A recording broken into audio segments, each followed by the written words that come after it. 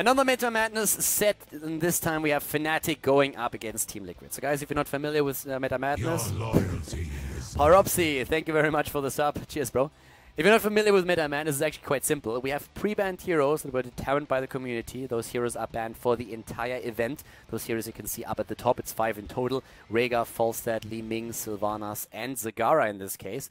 And also, every single hero that is banned in a draft during the best of 5 is banned for the entire best of 5, not only for the next map. So Tracer, for example, will not appear in the entire series, and the same is true for the next hero that TeamLiquid is going to ban, which of course starts to limit that hero pool quite early. And if we are going into a 3rd, 4th, or 5th map, all of a sudden you have a very small pool of heroes that you can really choose from when you are trying to go for a solid draft here.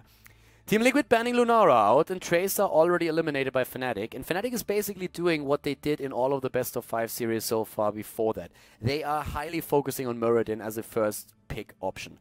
And this is actually something where I could see TeamLiquid maybe reacting with a ban on one of the next maps or one of the next games in, because Muradin seems to be such a pivotal point for Fnatic that getting rid of him might be a pretty decent idea. Liquid on Cursed Hollow already looking into a very interesting first pick. I didn't really expect that something like that would happen, but they are currently like locking in on Abathur. Really curious to see it. They actually confirm it. So they play an Abathur first on Cursed Hollow. I mean, Abathur, of course, is great on the map, and Falstad is already banned. So is Zagara, which means that like, a lot of the heroes that are oftentimes played, I don't want to really say as a counter, but are giving Abathur sometimes trouble. That's definitely one of those things which make Abathur maybe even a little bit stronger here. So Liquid going for that Tyrael. An Abathur Tyrael that already leads into a potential Greymane, into a Thrall, into maybe a Karrigan, any kind of like jumper comp where you try to just like go in deep, have the Tyrael with the Sanctification ready to just help you out. So it looks very much like this is something that they are currently trying to go for. We have Vala again by Fnatic, and this is very reminiscent of the series that they played already a little bit earlier against the 2Bs Determined, when they actually had Oriel together with Vala. It's like this is really one of these comfort things that they're currently doing. Vala for Quarknix, Muradin for Breeze, having Smex in Oriel. He had great setups already with that Oriel in all of the games thus far, and it feels like they're just going to try and continue that trend. Liquid seems to be a little bit afraid of having that Arthas against them, and banning him now will of course also eliminate him for the rest of the games in this best of 5 series.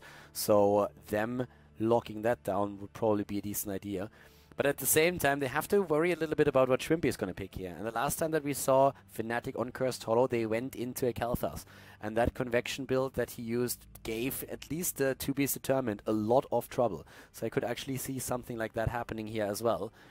Unless TeamLiquid, of course, is going to try and play with the Kalthas themselves, which I kind of doubt a little bit. Fnatic makes the only reasonable decision here by banning Greymane, since they, of course, realize that with a Tyrael and an Abathur, Greymane is the high priority pick on their side. Your loyalty. Dublight, thank you very much for the sub as well. Cheers, buddy, for the support. Appreciate it. And yeah, how is TeamLiquid? Alright. A little panda looking for some action, apparently. That makes more sense. Jaina for the copy. It's actually the first time that we have Jaina today, if they lock her in. Lily would be interesting, but I don't see her yet against this setup here. Liquid a bit unsure what exactly they should lock in. They have a double pick, so they have still the choices here. But a Jaina would be solid. A Tigers wouldn't be bad either. Muradin, of course, is a pretty hit point heavy tank, so having a Tychus with you is never really a bad choice. And if you consider the drill, for example, being used in one of those setups, you can also like make sure that your opponent has a rough time really claiming the objective that way, a tribute. So yeah, Liquid with, they still need that heal, and they were looking at that Lily a bit earlier, which is actually interesting. Because Lily oftentimes is played when your opponent has a lot of auto attackers.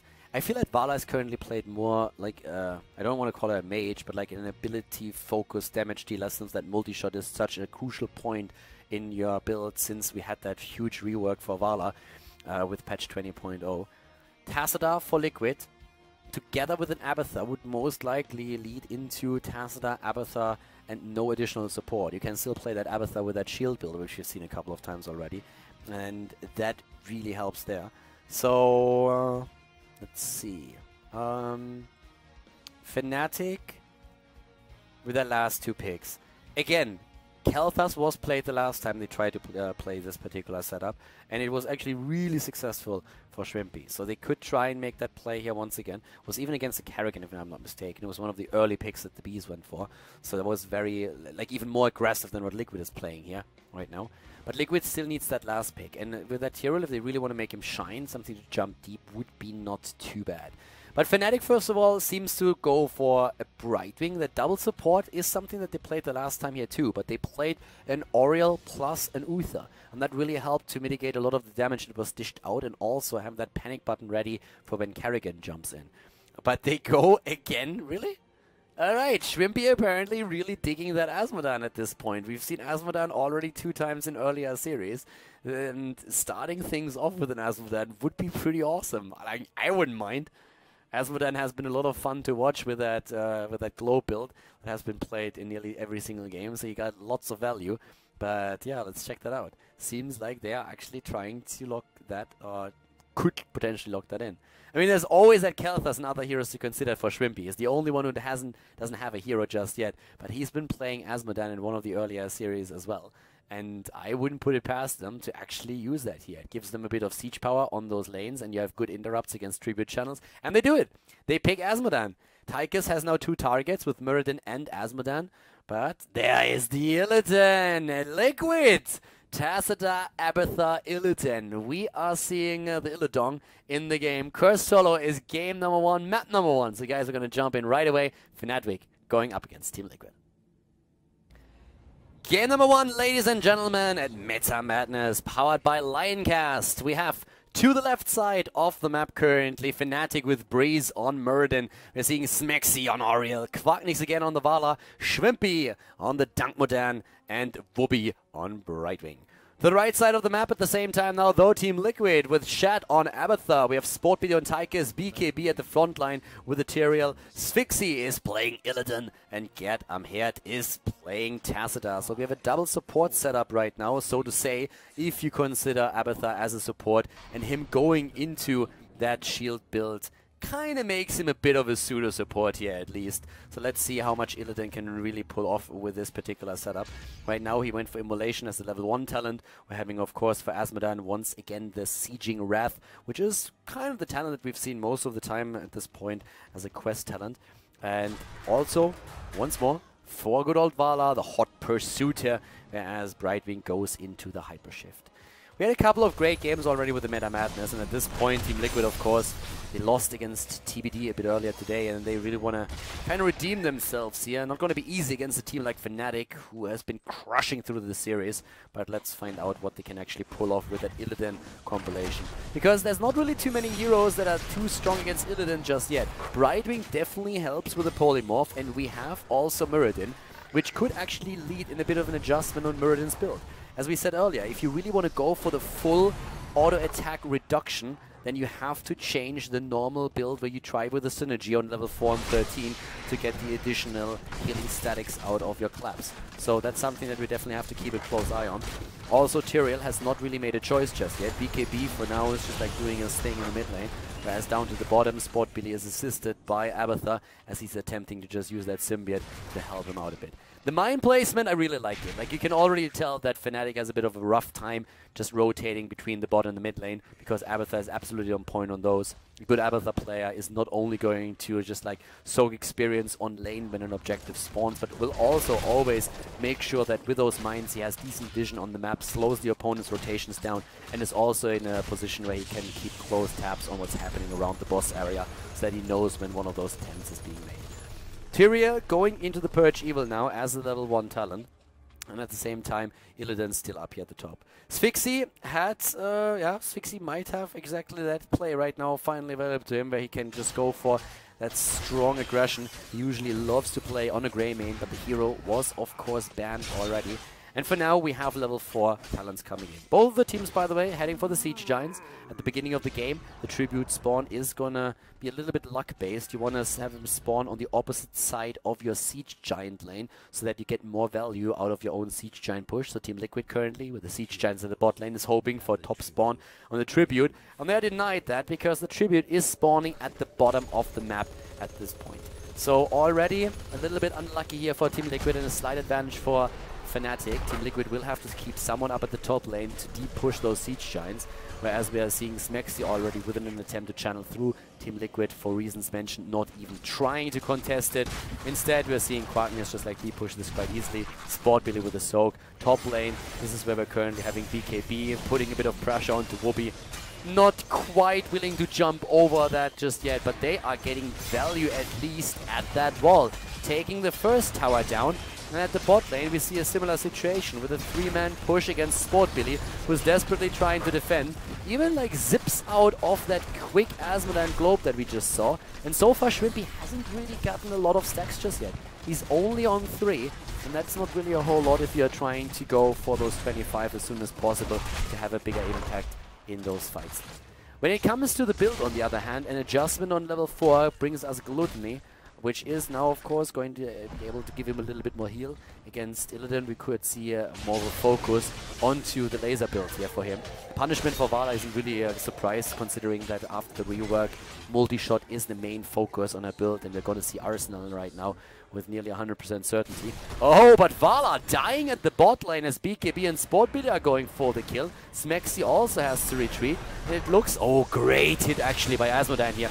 3-man hit. BKB needs to move away, but Breeze also getting a bit low since Sportbilly is still there. Illidan is going for the tribute channel up at the top. Free tribute right now for them. And Asmodan with 10 stacks now. So at this point, the kill against Vala, securing the tribute, doing quite well here. Also adjustments now. Friend or foe after immolation, but going into the Thirsting Blade. Thirsting Blade taken at this point. So that's also going to be a bit of an interesting talent here. Having a little bit more healing if you can get those auto attacks in. And talking about the auto attacks, look at Illidan. Illidan is already going for the boss, and he's being assisted by BKB.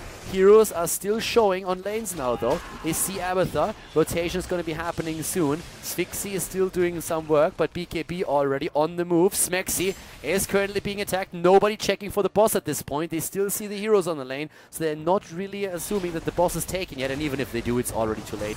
They're just jumping in. Boss is going to be taken super early. A bit of a risky move by TeamLiquid, but totally working out for them right now. They go for the boss. They claim it. At the bot lane, Brightwing getting some value and experience, but at this point, boss barreling through the top lane, and they're even trying to go for Smexy, and Smexy is very much alone, completely blocked out. There's nothing they can do about it. Brightwing not even jump in. That's the kill against Oriel. They will get that tribute now too. Nice stacking again for Asmodan with another 3-man hit, but it does not really do anything for them except for that. Breeze is being attacked, can jump away, does do exactly that, but already the boss trying to go for the top fort. We have one camp in the mid lane that is being deep pushed. That will be very soon by this. Brightwing still getting value at the bot lane. Very much alone on that lane as Tyke is now starting to make his way over. But at least Abathur is trying to make sure that he soaks those minions and soaks the experience. Brightwing in the meantime jump to the top lane where they are attempting to go for... well, not only attempting, but they are actually going for Tacita, and they are going to get that kill. So it's 1 kill against 2. The boss goes through the fort and is now even soaking some of those shots off the towers. Gets us a couple of damage points against that. Also, of course, pushing the wave itself here, which is another big deal. Getting a little bit more lane pressure going. TeamLiquid with the earlier level 10, where we now have them with the Metamorphosis. We're seeing the ultimate evolution. We have Dragon Laser Drill and, of course, the Force Wall. But Fnatic has their own editor. When it comes to the structural advantage, there's just no doubt here at this point that we have a slight lead for TeamLiquid. It's nothing too crazy, then Brightwing got that additional soak, but TeamLiquid is in a position where they can at least attempt to now also go for the second next tribute. Brightwing jumps in, Shrimpy needs help already, Sanctification on the ground. Shrimpy is low, trying to go for the Force Wall, not getting that in properly. Shat is also here with his copy, but it is eliminated already as is. Sportbilly pressuring Breeze back, and him and Shrimpy both so low in hit points. Once again, Smexy with a place, but Illidan with Abathur is already there, trying to go in for that kill. The Aegis comes into play, Gerd with those shields, and the Force Wall to save Illidan as they move back. Whoopi is low, and he dies. Great play here, and once again, Breeze missing that Stormbolt here as Illidan is going deep, wants to go for the kill against Smexy, is still low, so is Breeze. They try to go for another kill, and they will get the curse against Fnatic. Fnatic is going to be cursed. They had a camp at the top lane that gave them some value in the meantime, but right now, this is of course going to de-push that lane quite nicely, and immediately after that, we are seeing TeamLiquid jumping down to the bot lane where they are also getting some value against the fort now. taking the fort down, having another wave in the mid lane, already doing solid damage against those structures.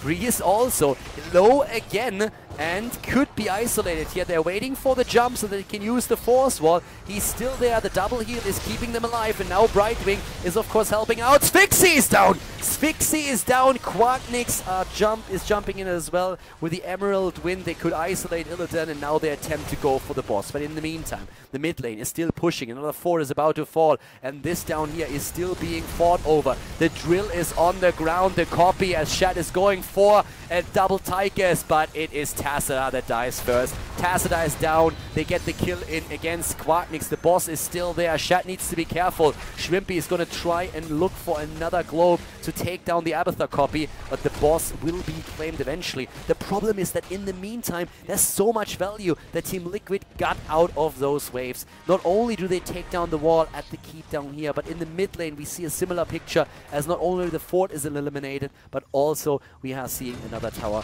being about to be destroyed. So Sport Billy down here, still trying to deal with the boss. Of course, the boss is at least going to get that fort, but the level 13 talent is still slightly faster for TeamLiquid, as they now have the Soma transference. Amazing talents for Illidan, of course. Spray and Pray, the Imposing Will, and the Sixth Sense here for Illidan, with the Prescience for Tassadar to make him a bit safer.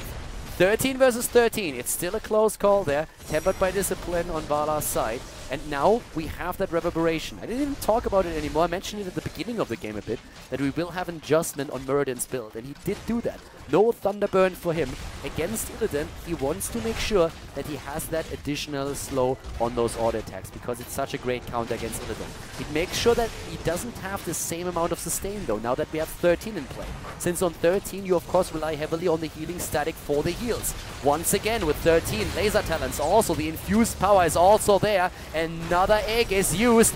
Smexy. Oh, Tyrael is down, but the kill against at the same time Brightwing. Shat is still there with a double Tyrael. They're trying to go for Breeze, and against Sphinxie in the backline. Breeze is low, but he might still get the kill here. Breeze is about to fall, and he dies. Sphinxie pushing everybody else back. A double kill, a triple kill. Totally worth it here for them, and TeamLiquid with a much better showing here already than what they were able to do against TBD in the first best of 5 series here today. Really well done. Of course, the boss is going to be attacked once again. Illidan is now in his element. He's really doing what he wants to do. He wants to dive deep. He wants to dish out the damage. He has the support of Abathur. He has the support of Gerd as well.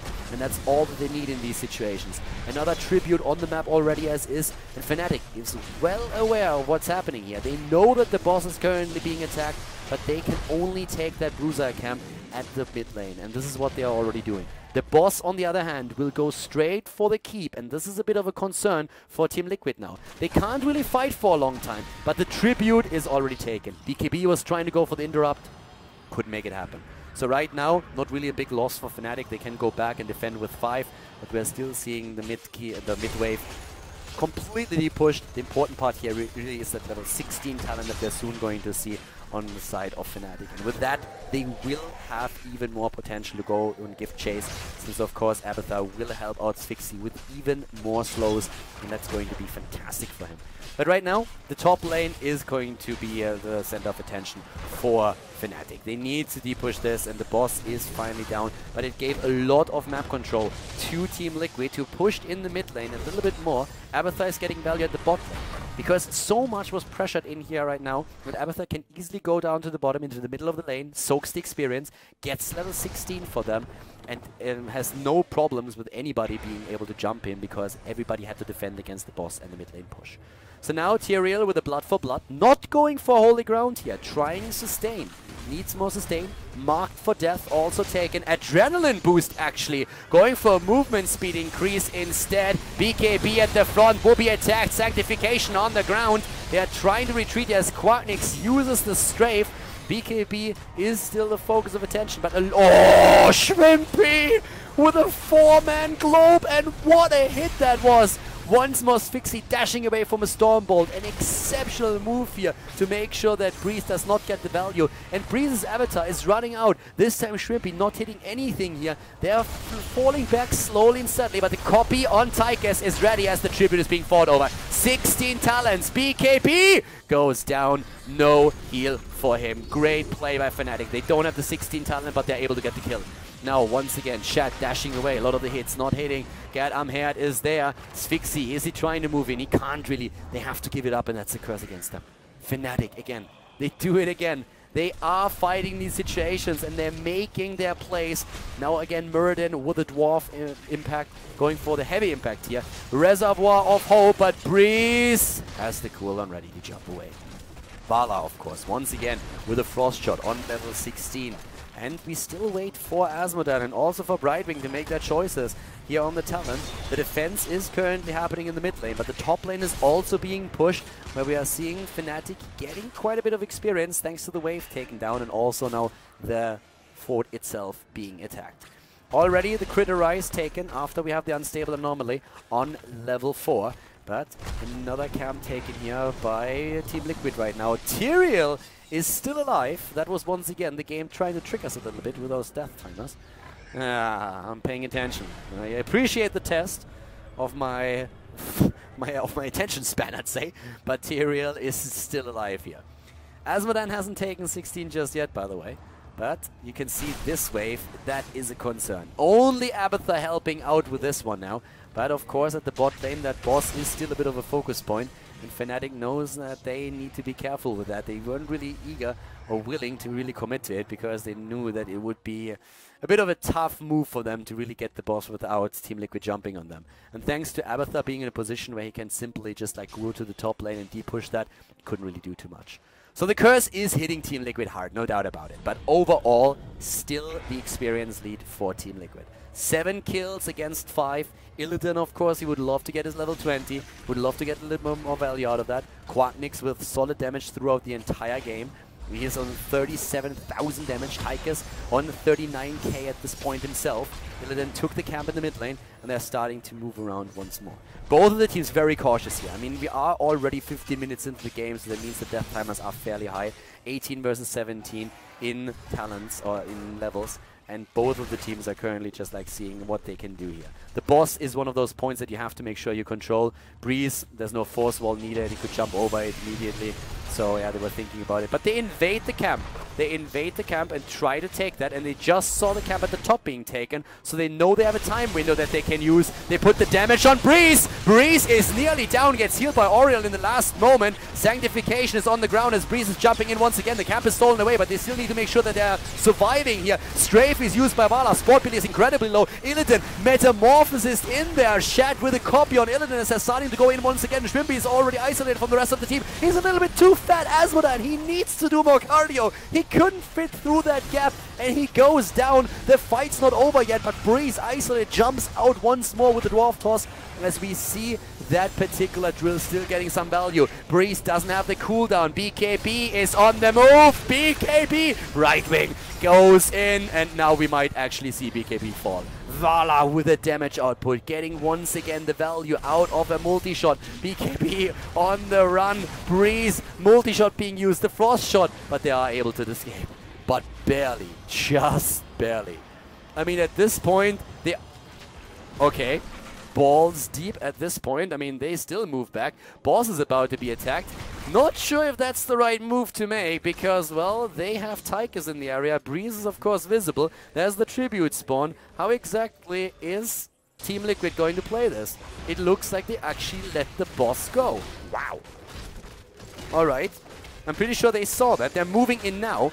They move in now. Brightwing is there. Uh-oh. Sanctification is ready, guys. Sanct is ready. They go on the spot. They can use the Sanct, and they are about to do it. The boss could be stolen away. Fnatic. Breeze with the Aegis right there. Used by Oriel. Good heals. The boss is taken. It's taken by Fnatic. They still get it. How did they take that boss? What? Get is low and gets away. Sphyxy tries to go for the channel. Once again, the interrupt. But we have TeamLiquid on the move back. They're trying to retreat here. BKB is just rushing away as Breeze jumps after him and tries to stun him out. They're trying to go for the bot keep at this point. Even with the Sanctification and everything else that they had in play, they could not steal that boss. The tribute is taken by TeamLiquid and now, sorry, by Fnatic, and Fnatic is pushing in. The experience lead still on the side of TL, but they need to defend right now, and that's not going to be an easy defense. The boss is going to go for that keep, and Fnatic, they want it. They push in with everything that they have at this moment. Level 19, 20 is so close. If TeamLiquid gets it, they might be able to turn around. The drill in a great position to actually help against the boss, gets good value, but I don't think it's going to be enough to save this here. Once again, Breeze isolated. Can he jump away? Breeze gets healed, barely. Stasis on the ground using the Aegis, and he jumps out. Cooldown is ready once again.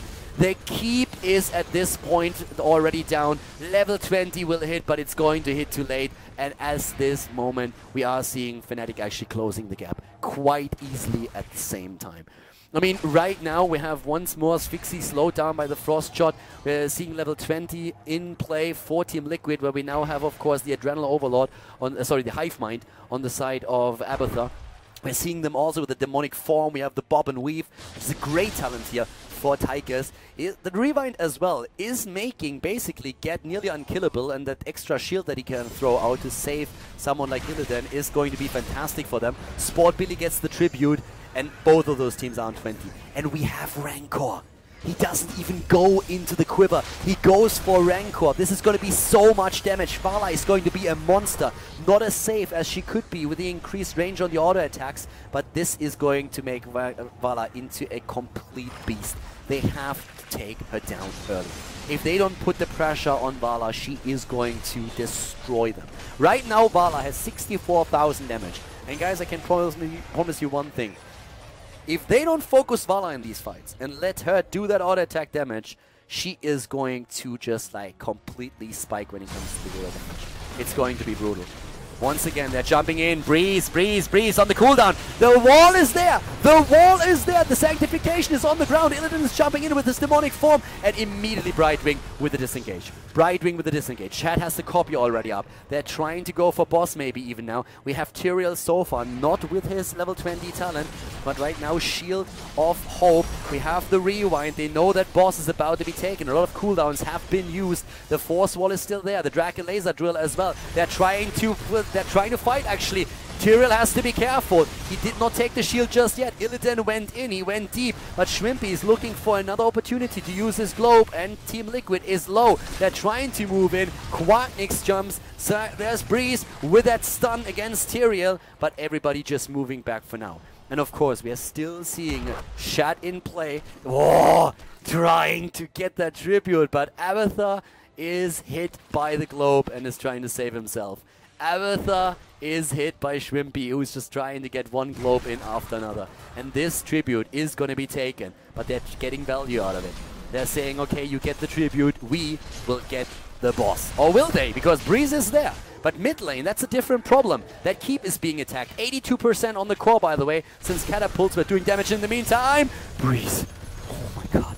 But getting away here barely, but now it's a 5 versus 5 at the top lane again. But with Brightwing jumping in to save Breeze, also had to abandon, of course, that mid lane push. Once again, the Polymorph, BKB, where's that Saint? It's not being used, the Emerald Wind is preventing it. And now the tank is dead. Oh, that's a disaster right now. That's horrible for them. Boss is being attacked. Shat has the copy. It is going to expire. And Sphyxy is there, gets the shield, but I highly doubt that he's going to be able to do all of this on his own. And at the top lane, value thanks to those Siege Giants that are trying to jump on it. Once more, Illidan is being attacked. Breeze is there. They're all low in mana. The boss is going to be crucial. Boss could be complete game changer. Breeze is down. Breeze is down. Sphyxy gets the kill. And once again, he jumps in. And without Muradin, there's no stun anymore. No stuns any longer. That means that Illidan is currently just playing the game that he wants to play. Brightwing gets away the top lane pressure against the keep though. The pings are on the ground. Abathur doing whatever he can, and they're trying to take that wave down. Nobody is really doing anything about it. That Siege Shine is still there, and Asmodan is able to eliminate it. Also, the core taking damage. The core is taking damage again. The boss is being attacked. Tyrael is coming back. The curse against Fnatic, against TeamLiquid. The curse against TeamLiquid. Someone has to deal with the catapults. What the hell are they doing? They are not doing anything about them. The catapults. What is happening here? Fnatic is simply going through the bot lane, 40% on the core. TeamLiquid with the missed calls. I have no clue what they're doing here. This is gonna be a core snipe. What is TeamLiquid doing? What? The game is over. TeamLiquid through the game. GG as Fnatic takes game number 1 in the series.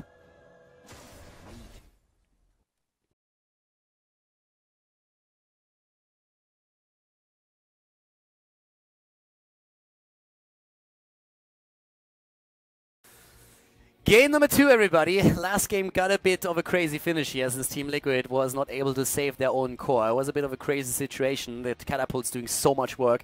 So Fnatic is in the lead as we're heading into our second map, Sky Temple. And Abathur banned right away by Fnatic. They don't want to deal with that Illidan Abathur again. Also, Liquid banning Arterial at this point.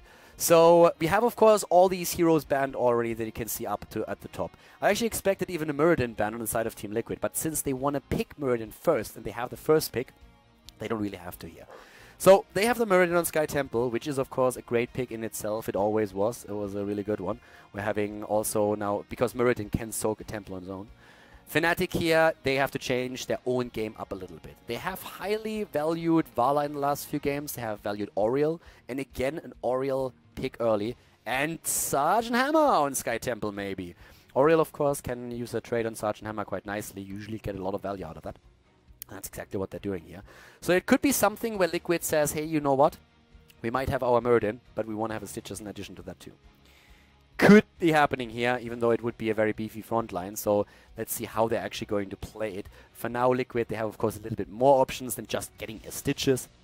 But Liquid, they need to have some damage. And right now, if I was them, I would really start thinking a bit about heroes like Vala too. Because Vala is a hero that Fnatic has been focused a lot the entire time, either as a pick or a ban. So Liquid might think about, okay, either we're going to take her, we could ban her. They can also think about an ETC, since they know Fnatic loves to play with ETC. And Arthur's is not available, so that is not going to happen. But a Tychus, on the other hand, that's a bit of a different story. So yeah. Oh, a standard Liquid draft. We have Vikings, baby. Vikings are going to be played. And that is actually going to be interesting, because with Vikings, I could actually see Vala banned over ETC. Normally, I would have said, if you already have Muradin, and if we have several tanks banned out, like, for example, Arthur's, then let's just make sure that you get rid, and Tyrael, make sure you get rid of ETC. Vikings, on the other hand, if you have the later situations where the multi-shot is going to hit all of them, and with that added ability power that you have thanks to your punishment on level 4, Vikings could really suffer against Vala. So that is one of those picks where I'm like, I like the pick, but it makes that ban a little bit more difficult, I believe. Because right now, the big question is, what are you banning here? Are you banning that ETC, which Fnatic is going to take if they get the chance? Or are you just simply making sure that you will ban the Vala, which has so much additional damage, especially AoE damage? Fnatic is actually banning out Illidan. I can tell you exactly why they're banning Illidan. Because Liquid in the past played actually builds with Lost Vikings, Illidan, and also sometimes Abathur even on this map. That was way back when we had even Vortex and Lucifer still on the team. But this ban right now is actually a ban that I'm really curious about. I really think that this ban is going to be quite interesting to see, because it's a very tough one. I don't know what I would ban here. If you believe that Fnatic takes, to be honest with you, I would probably ban Vala. If you believe that Fnatic takes Vala with all of the heroes that are banned and taken already, give them the ETC and play the Vala, and just be careful about the mosh pit. Maybe get another interrupt.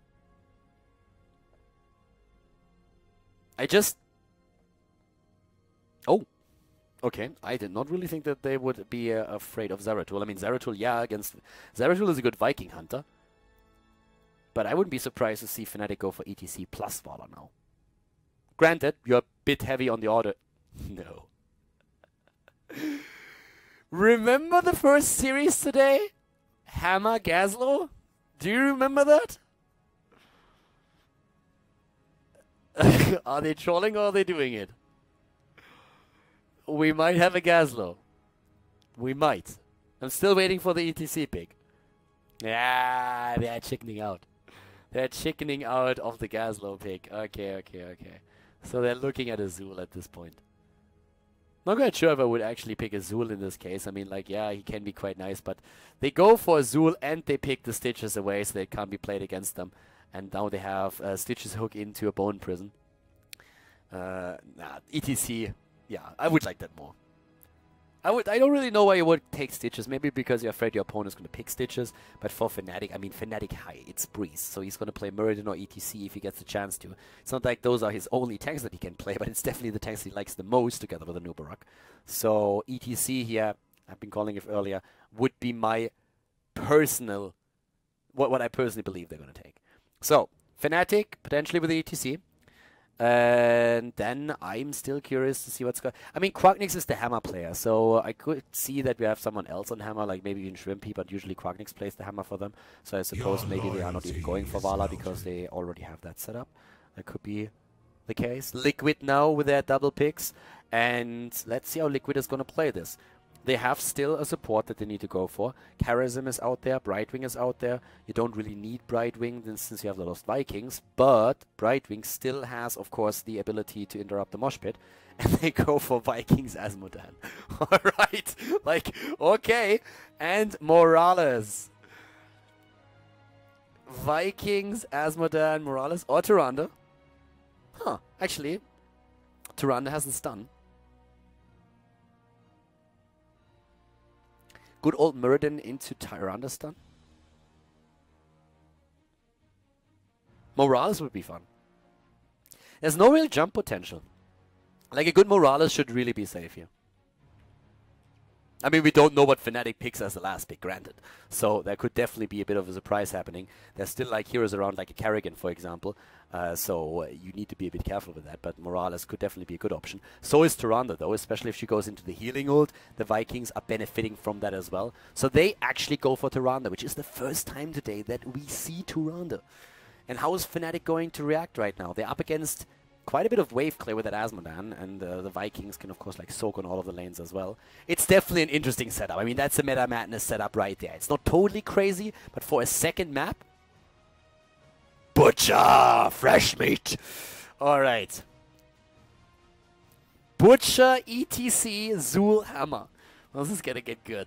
Alright, guys. So, game number 2 is already promising an entertaining match here at Meta Madness. So we're gonna go into our second map, Sky Temple, with Fnatic going up against TeamLiquid. Game number 2, everybody, and it's time for Fresh Meat.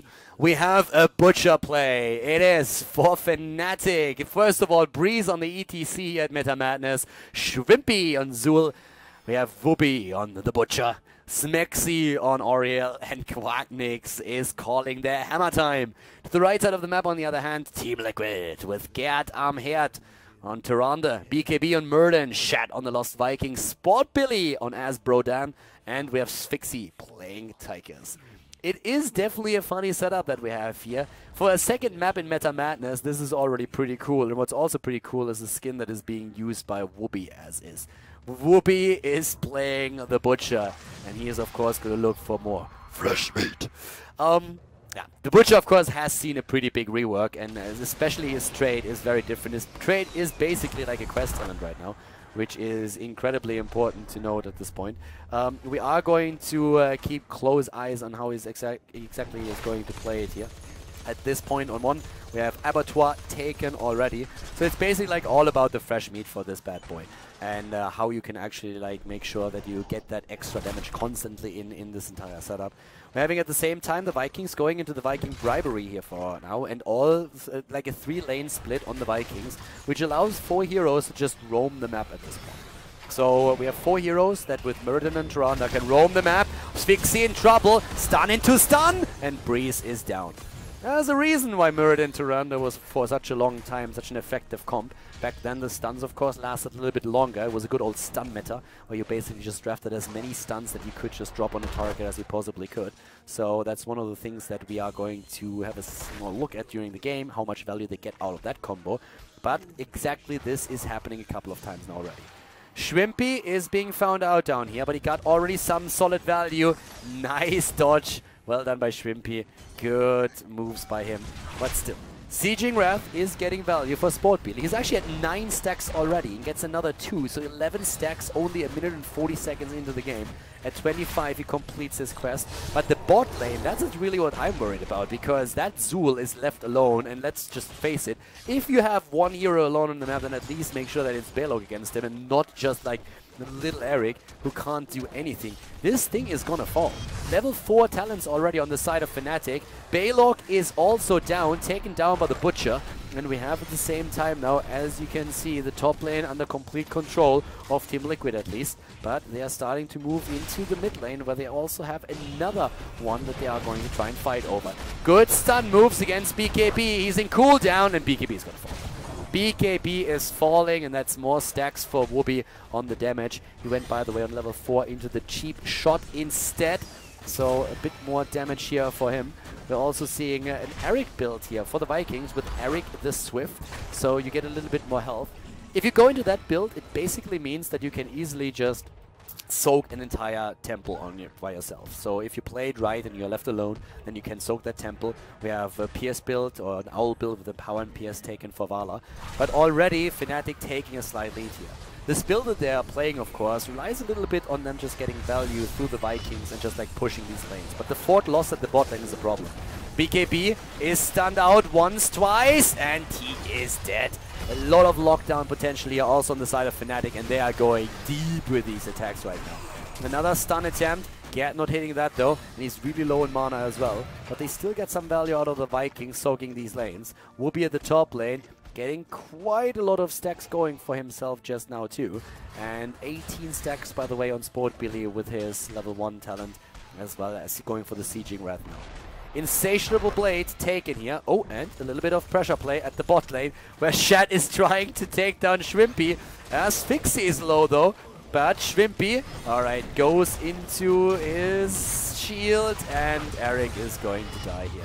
Eric is going to fall, but it could also be the end of Quacknix if he doesn't pay attention. 1 stun, 2 stuns. Can they take him down? And yes, they can. Can they save BKB, though? Because he's also fairly low. Sportbilly is getting another couple of stacks together for himself, and that keeps him at 25 now. 25 stacks already for him. Good moves by TeamLiquid, moving away from this. Still getting the value out of the Vikings that are soaking the lanes here. Shat is currently busy in the mid lane, dealing with Shrimpy, even committing to a Mule here. Mule on the side of Tyrande is being used to make sure that they have at least something that can deal with a bit of the pressure that Zul puts onto all of those structures. The level 7 talents, by the way, now also Ratma's Blessing, Trogul's Essence. We have here the Bursting Light at the same time for the cooldown reduction. And when we're looking at TeamLiquid, we have them with the Infernal Globe and also the Spin to Win. So you can really tell that this build that we're seeing on the Vikings is really dedicated to make sure that they are getting the lane clear. They want to make sure that these waves are pushed, that they get a good amount of value, while the rest of the team is busy somewhere else. Once again, Camp taken here. Good job so far. Breeze found out as he's sliding on his bike here. BKB is still at the top lane. Camp is claimed only on the side of them. Hammer is not dead. Once again, the game is trying to trick me with a death notification. That didn't actually happen. Died a little bit earlier there. So there's apparently some bug in the interface that Blizzard has, because that is happening a bit more often. Oh, Shrimpy eating a lot of the damage there. And nearly falling, but not quite. And as long as he doesn't really die, it's still all good. Top lane is going to get massive value, by the way. That push is going to get so much done, and Shat is soaking the experience here the entire time constantly. So the entire bottom temple is in the hands of TeamLiquid as they are pushing in and closing in on the level 10 talent. Breeze, on the other hand, nice slide. Really good job. Like these stun combos that we are seeing by them with Whoopi and Breeze trying to just lock a target down so that they can get the final damage in is really working out for them. Shat is now also falling with one of his Vikings, but he's still getting value up at the top lane, where we have one tower or one fort nearly falling. It's level 10 time, on the other hand, for Fnatic.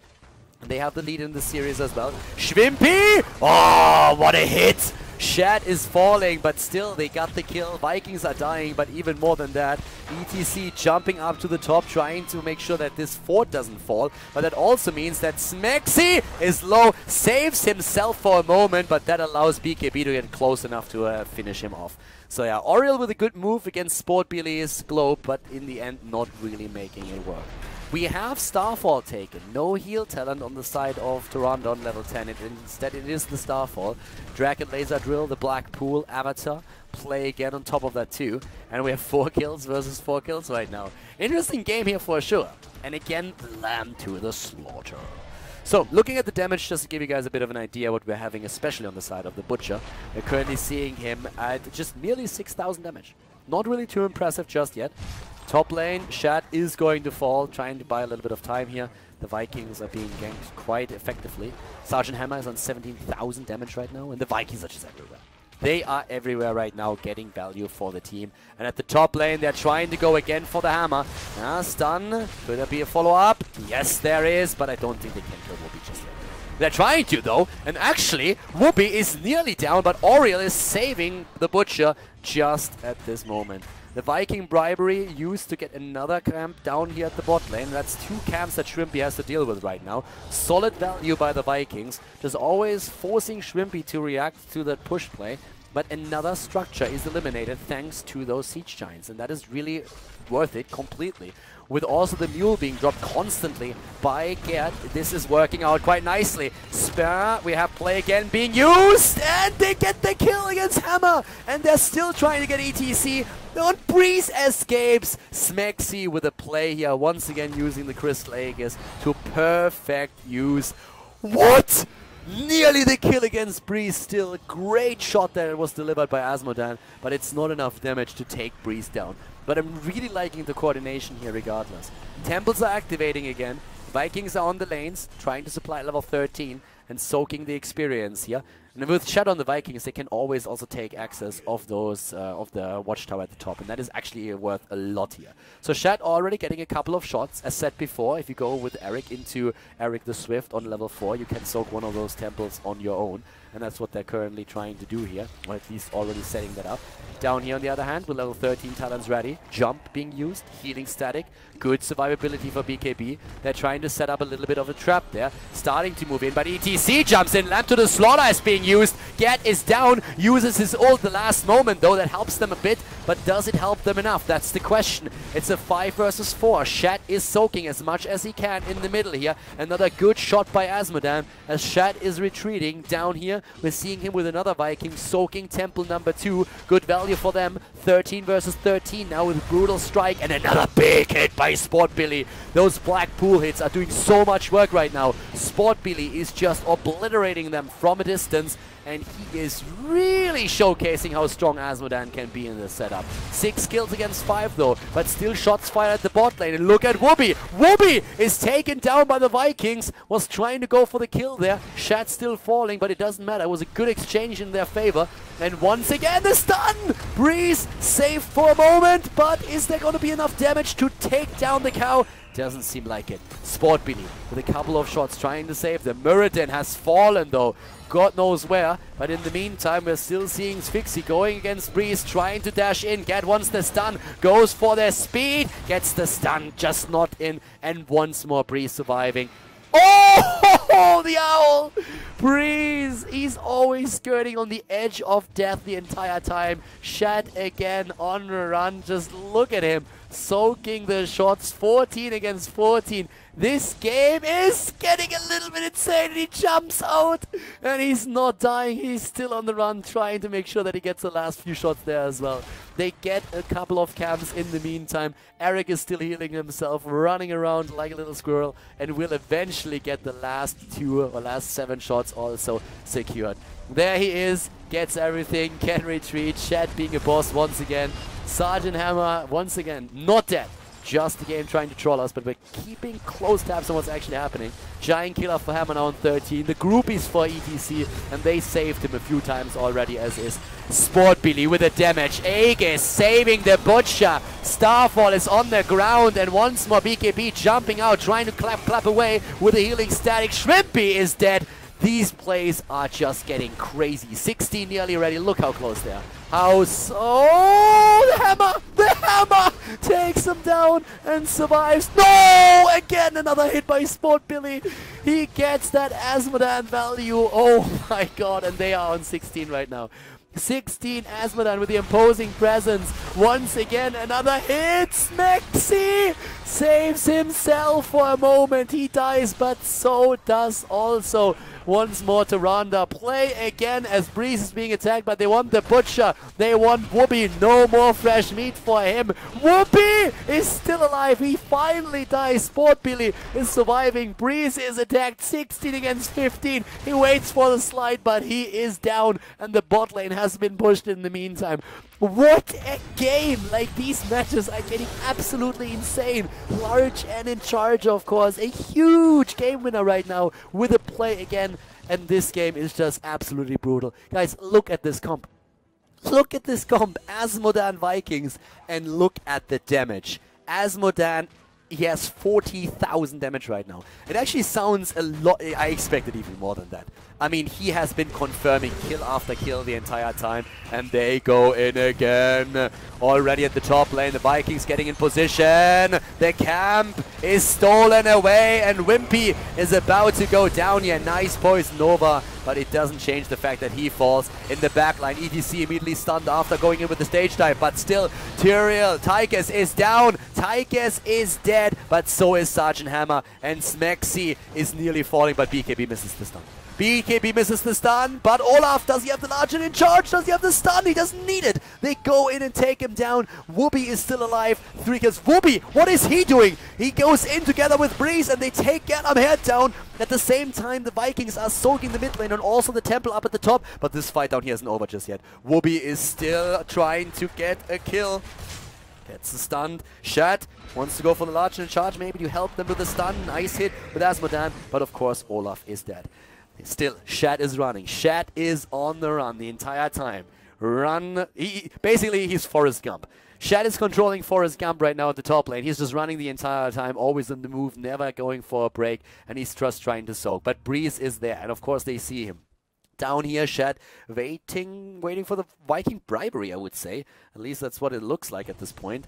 Breeze soaking the last few shots at the top. But let's just take a close look at what's actually happening in case of structures. We have still all of the keeps available on the side of TeamLiquid. When we're looking at their opponent, it's a very similar scenario. All of the keeps are still there. The top wall, on the other hand, has fallen. And we have the Vikings just everywhere being a nuisance.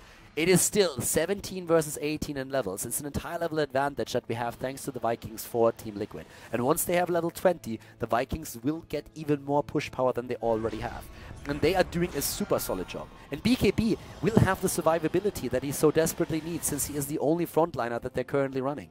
Flowing Wounds and Decrepifier being used, by the way, by Zool. So once that he goes into 20, he will have a very good shot at dishing out a whole lot of that. And really reducing the heal that can be dished out by Tyrande. We have Shat right now with the vision, but they can't do anything about it. But with them knowing where the Butcher is, they can commit to the boss, and that's what they're doing. So they're currently just trying to make that happen. Yep, Shat is there, trying to make sure that he can't mount up. He's just running away, trying to make sure that he can't mount up, and steals the camp away. Steals the camp away too with the Viking bribery. The camp is taken, and the boss is still being fought over. Shat, such a smart play by him, and now we have 2 camps actually at top lane. Breeze jumps in, great stage dive. Those hits by Asmodan on the other hand. Oh my god, the kill against Tychus. Tyrande is also being attacked and nearly falling, but a kill against Zool and also Oriel. The boss is taken. TeamLiquid has the boss, but they're losing Tyrande now. Whoopi is still going for the shots, but he is alive. He's still alive. What? Tyrande is dead. Sport Billy is also. Is he falling? Sport Billy is down. Sport Billy is down. They want Quarknix. The stun is there. Quarknix is dead. That's the end of Hammer, and the top keep is down. The top keep is completely annihilated. 2 camps are moving in. It's too much, and the boss is at the bot lane, and there is still temples up. And we all know what that means. The fat one is already on the temple, soaking shots, and Forrest Gump is on the way up to the top lane. Oh, that was not really politically correct. I'm really sorry. Of course, he's only has very, very heavy bones. You know me to be a very politically correct person, of course. The shields are already gone, and are we going to see the core drop in hit points? Not just yet. 20 is there, by the way. Tyrande with a Celestial Wrath. We have now the checkpoint reached. We are seeing Ball of the Storm. ETC taking Eric down. And that's 2 of those currently in favor of Fnatic. And Fnatic are taking down all of those structures, the wall in particular. But all of those keeps have already suffered, especially with Asmodan, of course, always getting his own trade into play to push these lanes down even more. The bot lane is under such heavy pressure thanks to Asmodan that Fnatic might not be able to hold on to it. But both of the teams are now on level 20. And look at it, we are actually seeing the Bone Spear right now. Bone Spear, also Nexus Frenzy on Hammer. Hammer with the Executioner, with everything just going straight for it. This game is getting insane. It's getting absolutely insane. Once more, Asmodan with the shots down here. The push is happening up to the top lane. Shat is also helping out to just push those catapults forward. Look at Shat, even stealing the camp away even more. So much pressure at that bot lane as is, and we're now seeing everyone moving away from it. ETC is stunned out for a moment. BKB hops like a bunny with the rewind that he uses there. Doesn't get any value out of it, but they push the bot lane at least. Sergeant Hammer up at the top lane, trying to go for Shat. Belog is going to fall. Belog, no! Jumping away, and the bot lane action is still ongoing. The Celestial Wrath already in play. Shrimpy nearly falling to Asmodan. ETC jumping in very much alone, surrounded by opponents. Oriel once again, where are those stuns? Breeze is about to fall, but no, he's down. Breeze is down. Breeze is down, and Smexy is also killed. Look at those damage numbers. 64,000 by Asmodan. Keep number 2 is eliminated. TeamLiquid is on the verge of taking down Fnatic in game number 2. It's the second game and the draft is already insane. Meta madness at its finest. Quadnix trying to go for the defense. BKB missing the Stormbolt. Mid-game, mid-lane pressure right now. Vikings everywhere pushing them in. BKB, he's hopping like a bunny. Left, right, but Whoopi hasn't really stopped just yet. He wants to go for a potential kill. One more hit by Sport Billy. Blinks away. Whoopi goes way too deep, but we have Zul there. Zul with the poison. Oh, a double kill. Hammer down, and everybody dead and dying. This has to be game. GG is called as we are seeing everyone falling, and that has to be the end. The Viking play on the side of Shad once again, just absolutely exceptional. Oh my god. He's everywhere. He's once again at the bottom, up at the top. Like, this guy has made such a great game. The coordination of TeamLiquid was fantastic here. And they are able to tie the series up, ladies and gentlemen. We are going to have at least a 3-1 in this series, and I cannot wait for the next draft here. TeamLiquid tied up against Fnatic at Meta Madness.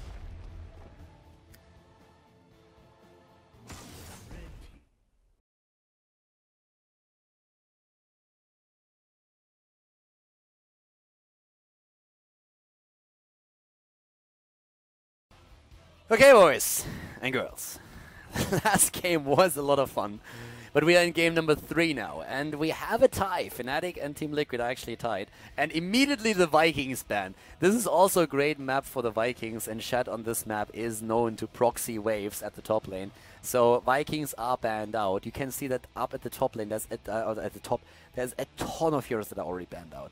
So it is getting a little bit thinner when it comes to the room that you have to maneuver here. Liquid is already thinking about what they need to ban here and what they could do. I wouldn't be surprised to see them ban a Muradin, to be honest. Because, okay, Zul is of course another good option, since he can be a pain when he starts soaking lanes mid and bottom. But Fnatic will add the Muradin first, I suppose. Or Oriel. Muradin and Oriel are the 2 heroes that they have taken most of the time right now. And they are actually heading into a Muradin pick. Okay, that doesn't shock me too much. Question is, how is TeamLiquid going to react to it? I mean, we have seen ETC in the last game, but we have overall seen not really too much ETC play just yet. And we haven't even seen Karrigan. I mean, you could still go into an ETC Karrigan play, for example. Karrigan hasn't been banned yet, but they take the Oriel away first. And Smexy is pretty much a beast on Oriel. I mean, he has done an exceptional job on her. But with Thrall is actually an interesting first pick for a particular reason. He is great as a solo laner, and oftentimes he's met by someone else that is strong as a solo laner, but with all the bans that we have already, a lot of the usual counterparts against him are already out. I wouldn't really mind if they would pick both. Oriel as a pick, I love it, because Fnatic has been relying on Oriel so much, and she's quite strong here, but I wouldn't really mind them going into a Thrall, since that top lane is something that they can heavily rely upon them. But they go into the Hammer, okay. Oriel Hammer, alright. I'm okay with that, I'm totally okay with that. Screw Thrall. So let's see how that's gonna wear out. Kalthas is being played again. Shrimpy and Kalthas. That leaves us with the hero that we need for... we actually need a hero for Quacknix. And Quacknix plays Hammer. I think they have to take Vala for him, right? Falstad, what he plays is taken out. Greymane that he plays is already taken out. Lunara is not available that Quacknix usually plays. So Quacknix hero pool with all of the heroes that are being banned and already picked is starting to become a little bit slower. So I wouldn't really be too shocked to see Avala being picked again if they get her. Thrall right now, as I said, for the top lane would make a whole lot of sense because he is a great solo laner. He's one of those heroes that can dominate a lane, and at this point on Dragonshy, you want exactly that. So having a Thrall, that would be actually something. But let's see. Asmodan is becoming the new standard pick. They go for Shrimpy. Okay, wait a second. That means that probably Whoopi is going to play Asmodan, I suppose, and Shrimpy is going to be on Kalthas, or do they actually switch Quacknix on a Kalthas here? Usually he's more the auto attacker for them. So, let's see. Liquid. That's the question right now. Does Quacknix have a hero at this point, yes or no? Because if he doesn't, killing Vala would be great. Great games today, Khaldor. Thanks for this. Be a babe and host Bloodlust after this 2 less than 3. Thank you very much, Classification, for the donation. Cheers, buddy. Thanks for the support here. It's appreciated. Uther. I mean, you have a support. Rhaegar's banned. So you go into an Uther ban. Okay, I can see that. But still, I would really try to figure out... I'm not sure if Quacknix has a hero yet. And if you ban that Vala out, he might have a problem. Alright, so they are banning Smexy's Charism over the Uther, so they're trying to put them into a support choke. There's still Brightwing around, but we have seen Liquid and other teams going into a double support. So I suppose that there's a high chance that they go for a double support with Hammer, maybe even. Try to sustain the damage, like make sure that they have the heals for that, and limit the options of Fnatic even more. Could be happening. Well, let's see. Fnatic, what do you ban if you're Fnatic at this point? You know your opponent doesn't have a frontliner yet. I would probably ban ETC. I mean, you have Muradin. You know that there's... Actually, there's still quite a few around, right? You can go into a Johanna too. So I would probably still try and limit the frontline pool. But I actually think that there's still a lot of tanks around that can be taken. And they banned Tacita. Okay, so they didn't really plan on picking Tacita anyways. With them picking Tacita, they kind of make sure that, if they actually ban it, they make sure that Oriel is not supported by a Tacita. It makes it a little bit harder. We're supposed to also play another melee assassin. But Liquid, I'm not really sure if they wanted to go into Tacita in the first place. Tacita can be quite strong with an Oriel, but I feel like if they go into any kind of double support setup, they might go into that Brightwing here.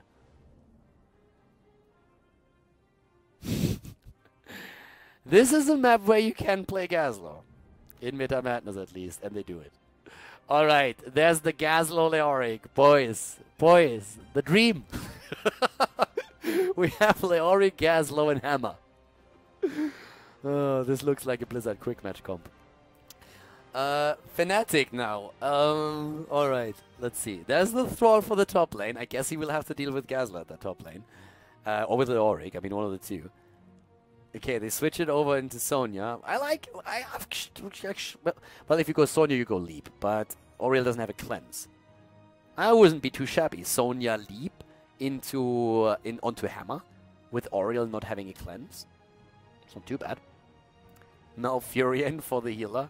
It's a little bit more lockdown. Brightwing is more like it. Yeah, I like the Brightwing here. First of all, against Hammer. Second of all, you have the global presence that you kind of want. But Furion can be good, I suppose, in Meta Madness with all those bans. But a Brightwing on Dragonshy is just like the superior hero for sure. You have more presence on the map, more presence on lanes. You have decent push. You have also like a polymorph for Sergeant Hammer if you need it in one of these situations. And still putting the Thrall in at the top lane. That setup is actually pretty decent. I mean, that's a pretty solid draft that we see here for them. Given the circumstances with all the banned heroes, of course. So, yeah. And... well, let's see. Nah! I expect Fnatic to play Araxa at some point with Breeze. But are they actually doing it?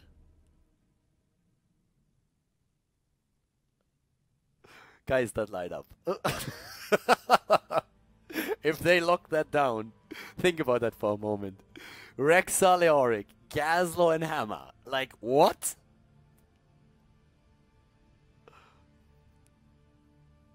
It's so good. It is so good. Boys, we're in for a treat. Dragonshire, map number 3 between Fnatic and TeamLiquid here at Meta Madness, powered by Lioncast. Let's jump in for map number 3. I am not gonna lie, boys, the draft is a dream. Like, it is a dream come true. TeamLiquid versus Fnatic on the 3rd map. We have Leoric being played by BKB, Sport Billy on Sergeant Hammer. Of course you need a Khaldor in this game, and it's played by Sphinxy, and Shat is playing Rexa right now. Get Amherd on Oriel for the heals, and this is just absolutely insane. To the right side of the map, Breeze on Muradin. We are seeing for Fnatic Quacknix on Kalthas, actually. Whoopi on Thrall, Smexy on Brightwing, and Shrimpy is playing the Asmodan.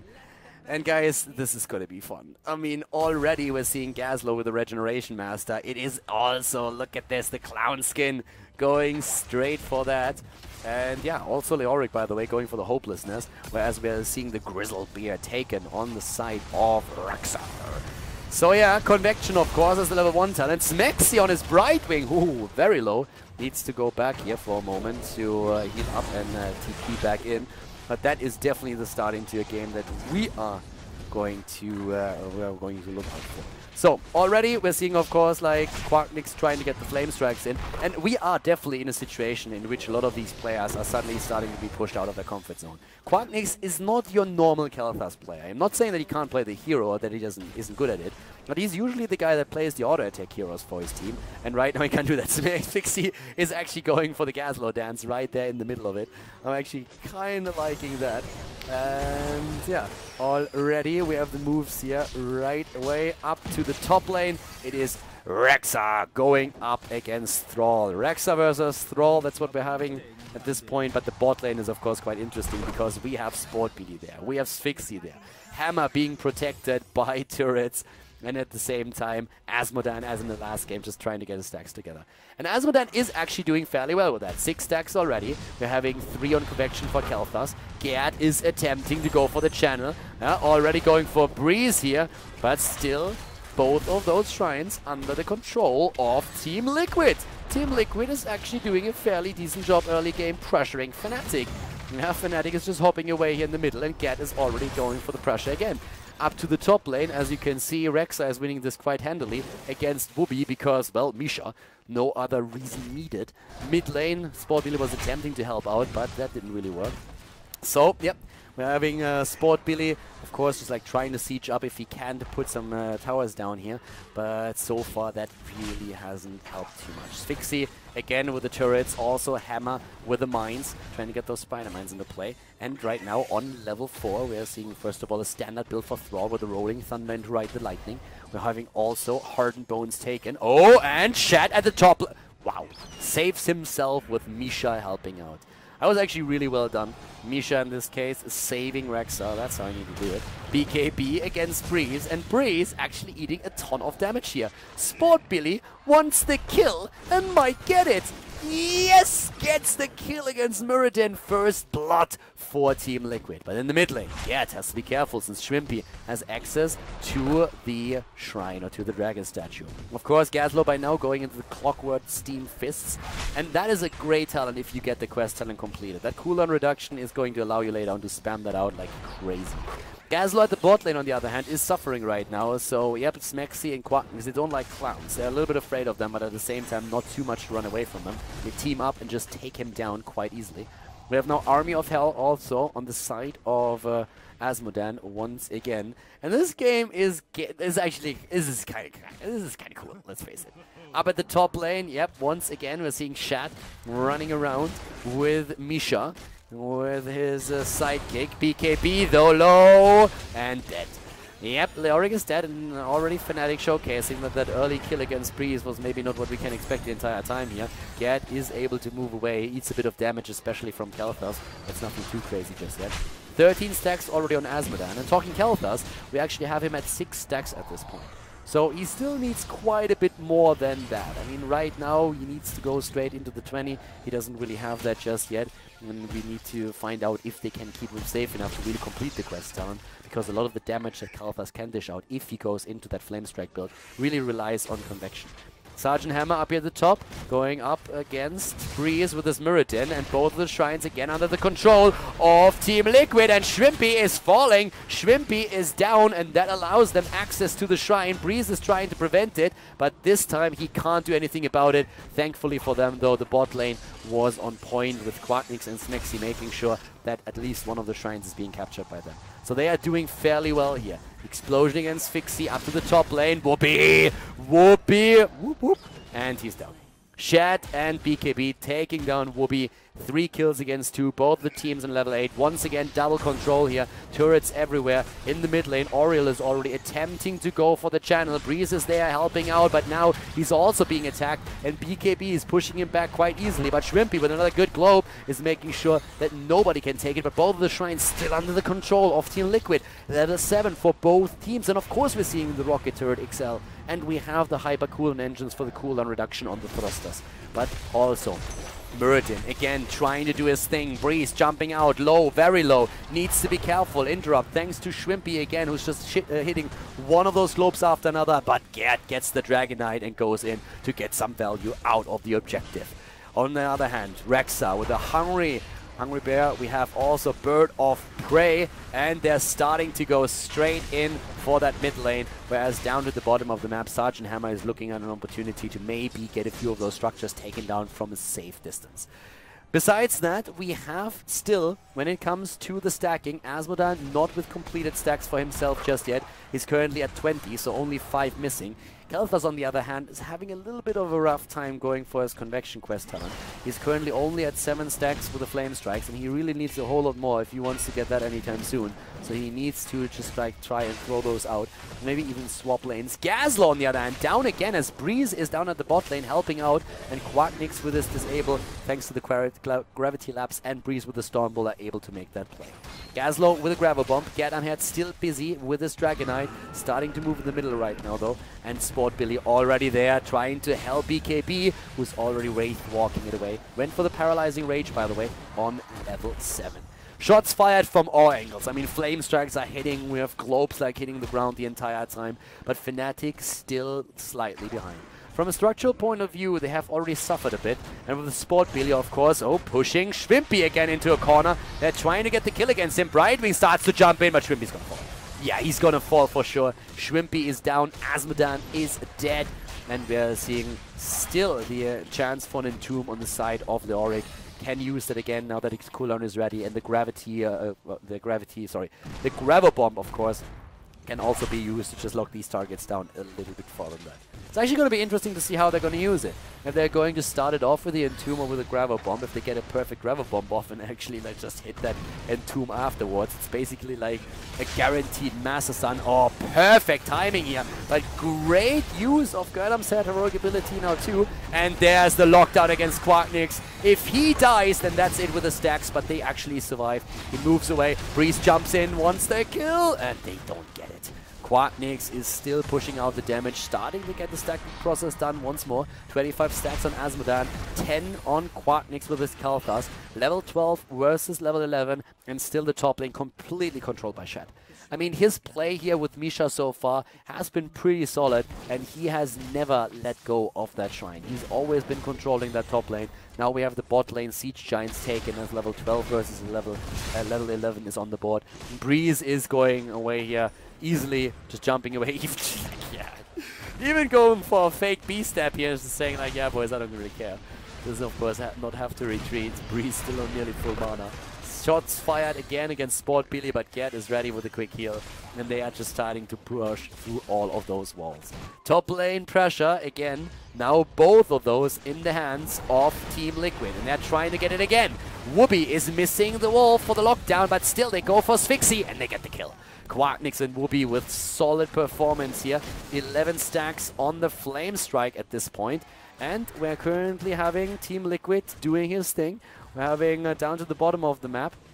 Still them controlling both of those shrines, especially this one, as Breeze is trying to just move in. And Breeze is actually starting to suffer a little bit against, especially Hammer, thanks to the Giant Killer. So his life has not become easier by any means. But Thrall is claiming the top shrine against Rexa right now. Rexa has to deal with the camp first of all, and that's what he's trying to do at the top lane. BKB on the other hand down here, 13 versus 13, is eating the damage of, again, Shrimpy, just dropping those globes of Asmodan. Top lane pressure, as Whoopi is still able to hold the shrine thanks to that Bruiser camp that was moving in. And down here the fight is raging on. Of course, Gazlo on level 13 has by now taken the opportunity to take Sprint. Not going into the turret talents here just yet, but with Sprint can reposition himself a little bit easier. And he was pressured quite a bit. BKB failing his heroic ability, not capturing anybody just yet. And Thrall has fallen against Rexa and Misha. So they take the top shrine once more, and that is going to put even more pressure onto Fnatic, jumping out with Breeze here. BKB can't use, of course, that Entomb, doesn't have that chance. Fixie still waiting for an opportunity to use his Gravel Bomb. And BKB even going into a bit more passive build thanks to the Spell Shield here. Rexa, on the other hand, going for the area of effect damage, with Misha now also damaging the surrounding area and having therefore even more wave clear. Breeze is ready, trying to go for the lockdown against Gazlo. And it's one of the reasons why he went into the sprint in the first place, because he has been such a high priority target with those ganks that he just needs a tool that allows him to rush away. Dragon Knight number 2 taken. TeamLiquid is gaining a lot of momentum against Fnatic right now. Fnatic is in a tie against them, and at this point Liquid is taking the lead. He's taking the lead here. We have Asmodan, by the way, with Hedonism, so that he can stay on lanes a little bit longer. Getting the shot in at the top lane, trying to deep push that while he can. And of course a little bit of NFL training here, trying to punt everyone away. Gazlo on that Dragon Knight, going in and trying to get the structure damage in. But of course, when we're talking structure damage, we're talking also Sergeant Hammer. We have her currently at the bot lane here. Again, the Aegis, trying to prevent the worst as BKB is being attacked. 16 is going to be a big talent, especially for Oriel, who can give the auto attack speed advantage for Sport Billy's Hammer with a talent trait, so that's going to be an interesting one. Pyromanic is there. And by the way, 11 minutes into the game, Kalthas has not completed his stacking talent just yet. It's not completed yet. He needs 9 more, 7 more at this point.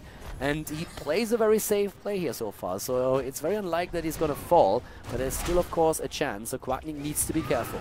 Sphyxie has been doing some damage in the mid lane, has also forced them to just react and defend against it. Here comes now the attack speed with the Will of Heaven taken for Oriel. Also the superior schematics, so that you have even a little bit more damage on those turrets if you put them in play. And yep, there we have a quick Emerald win, since of course Mexi realized that there was quite a bit of trouble brewing with everyone moving in immediately onto that camp. They got the camp still, are able to use that right now, but the level 16 talent is a massive lead.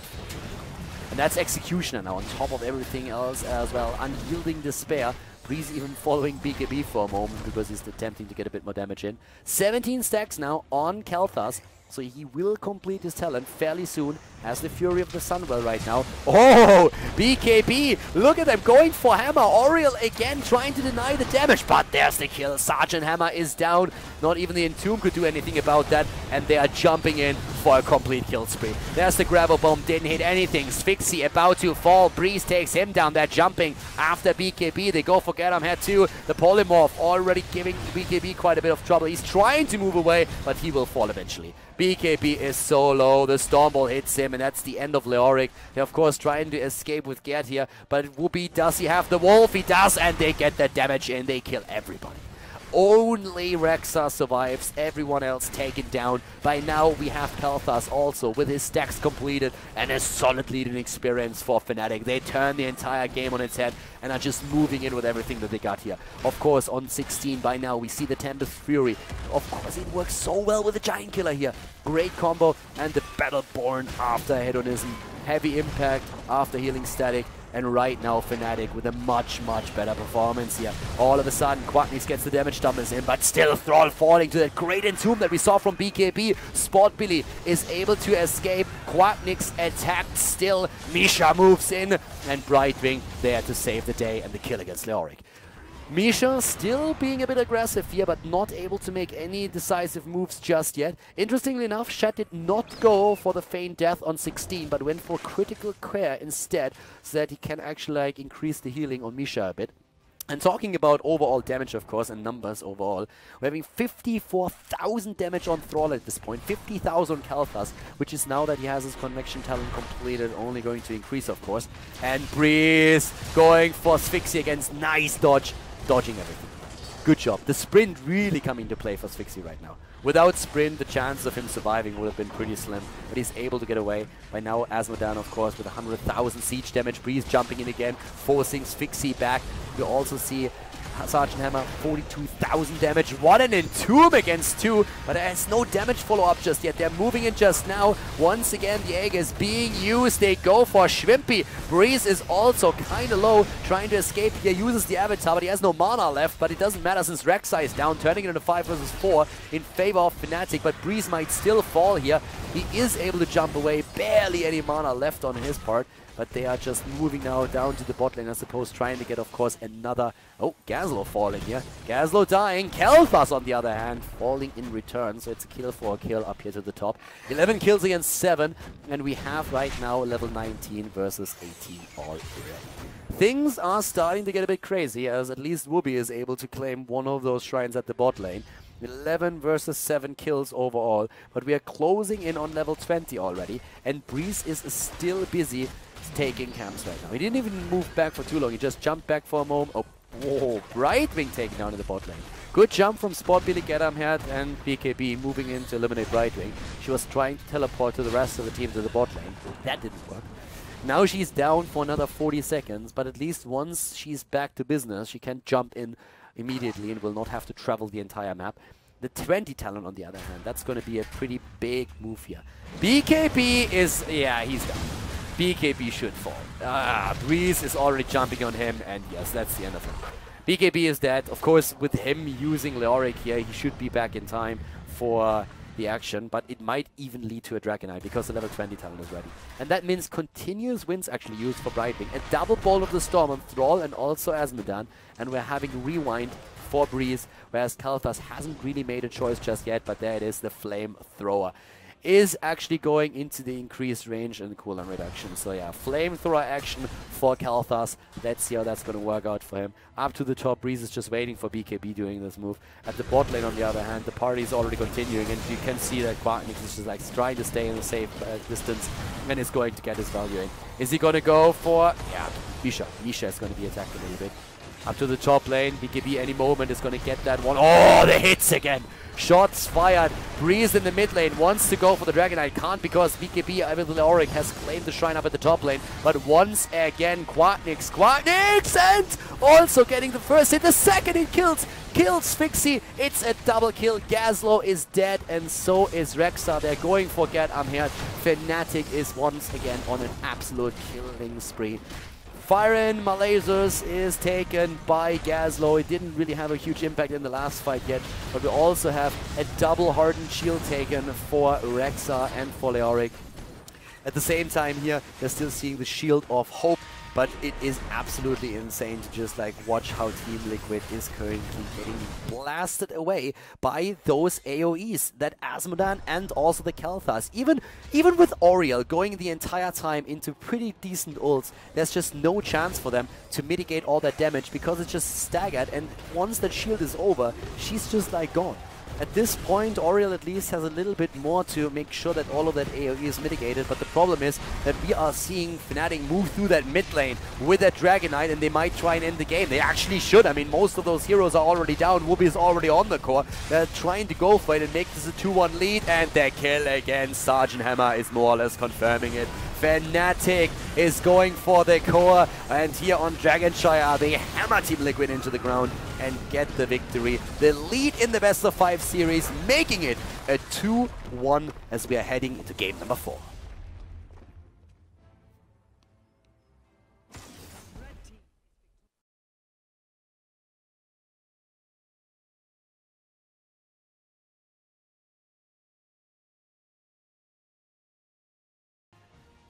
Game number 4. A 2-1 lead for Fnatic, and we have 17 heroes banned before the draft starts.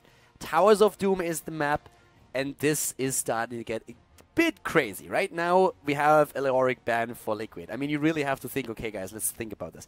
Which hero is banned? What can we still pick? What do they have available? How do we draft around this? This is really where you can tell if a team is able to draft and adjust to these situations. Leoric is banned, and so is Muradin. And with that, we have a lot of tanks eliminated. We could see a Johanna here. We could see a Nunubarak. They are still available. Diablo is also still there. So there's still a couple of things that we could actually do. I mean, at this point right now, we are still looking at... Wow, he wasn't banned yet. Yeah, of course, because 2B's on a plane. We could see Medivh at some point. We could still see a Medivh at some point. ETC, first of all. This is more, and we are seeing Stitches, because this is more or less a choke on the Warriors. Uchiha Hazamara, thank you very much for the resub. Stitches picked both teams, confirming a tank right away. Saying like, guys, listen, we need tanks right now. And there's the Medivh.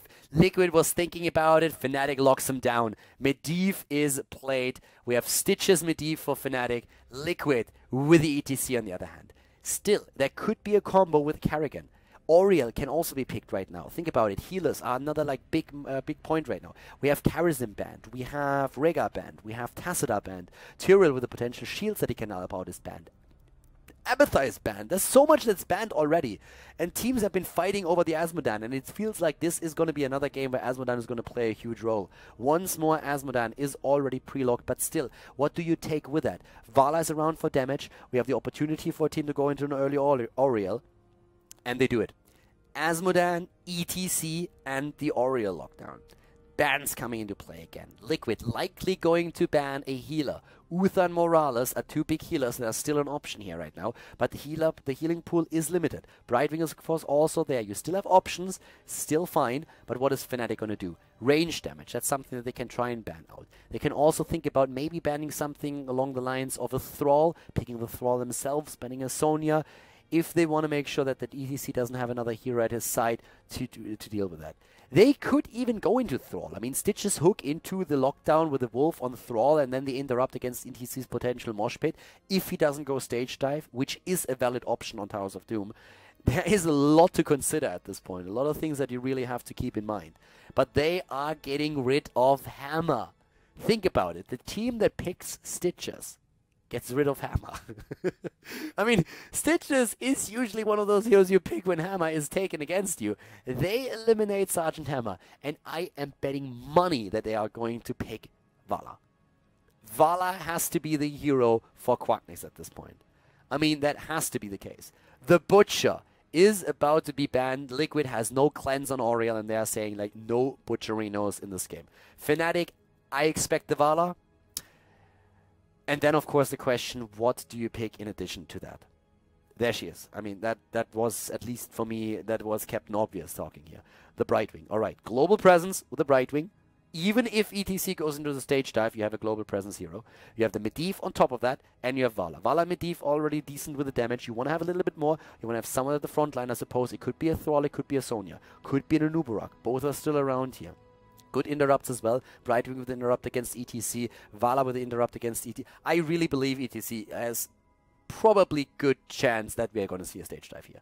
I mean, there are quite a fair amount of interrupts already as is, and we could see Fnatic even pick another one on the 5th pack.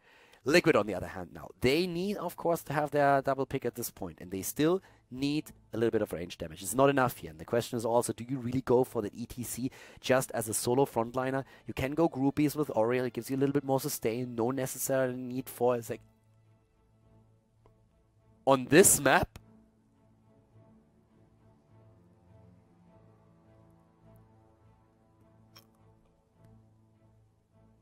That just happened. Liquid goes. That has to be a Tychus. No, and an Uberak, that's fine too. Web Blast against Cho'Gall isn't too bad either. A Cho'Gall on Towers of Doom.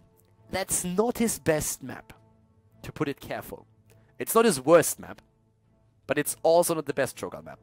Quite often you have double altar moments on the map, or triple altar moments, 2 of them actually. And Cho'Gall basically means you have only 4 heroes on the map. Like 4 buddies on the map that can be in these locations.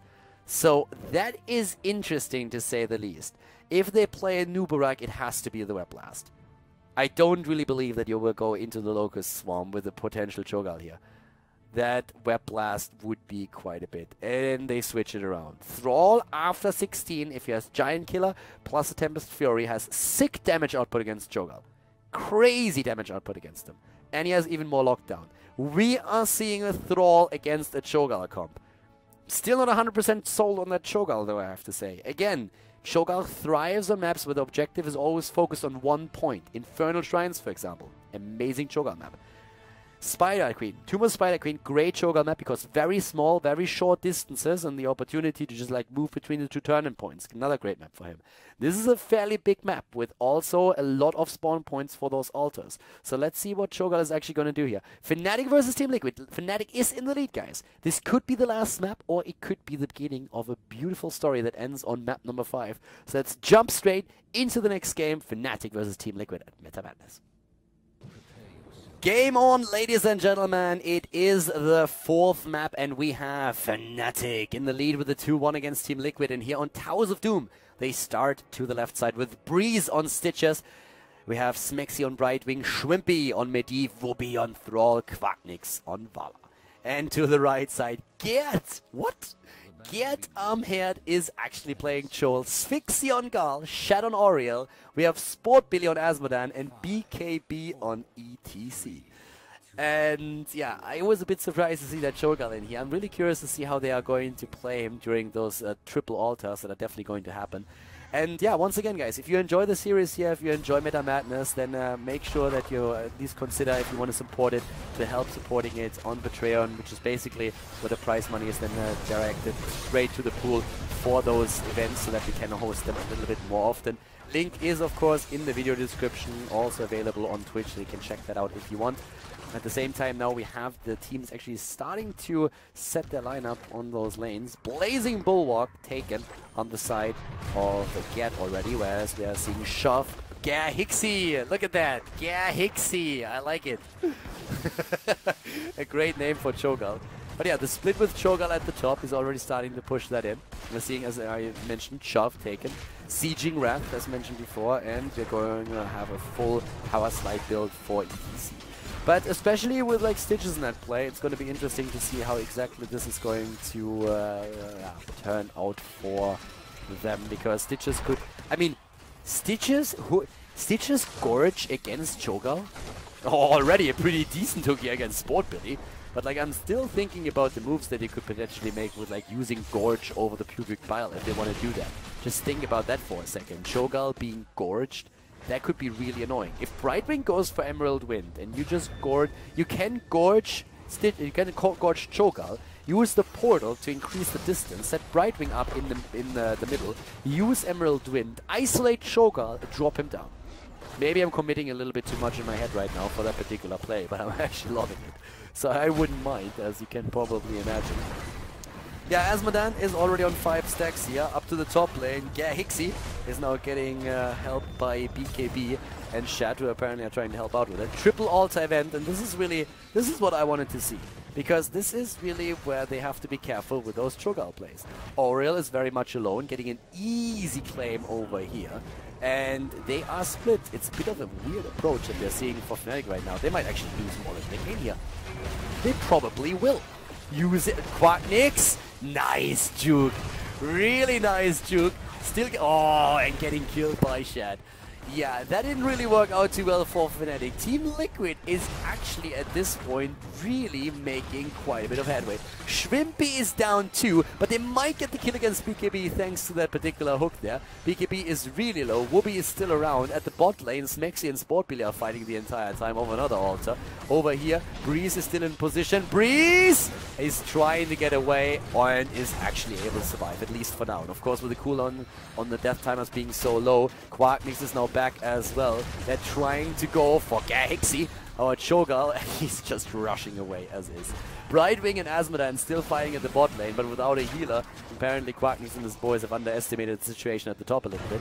Shwimpy has the vision right now. Level 4 talents, of course, for both of the teams. Wubby again with the channel. And already down here, Breeze with an attempt to put some extra pressure onto Sport Billy. Cho'Gall isn't there. We have shots fired, and yes, the rest of Fnatic is starting to make their way down to the bot lane. But they are not alone in that, because TeamLiquid is already starting starting that approach as well. Shrimpy is there. Quacknix with the pressure play against Cho'Gall. Cho'Gall, by the way, with a rollback and also the runic persistence that is being taken here.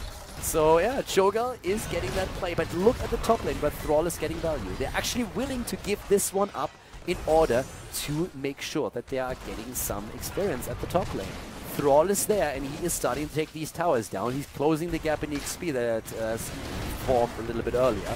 Yeah, still trying to make sure that they get some plays done with Shrimpy and his portal. Shad gets the channel through though, and that means that more hit points against the core, or more damage against the core of Fnatic.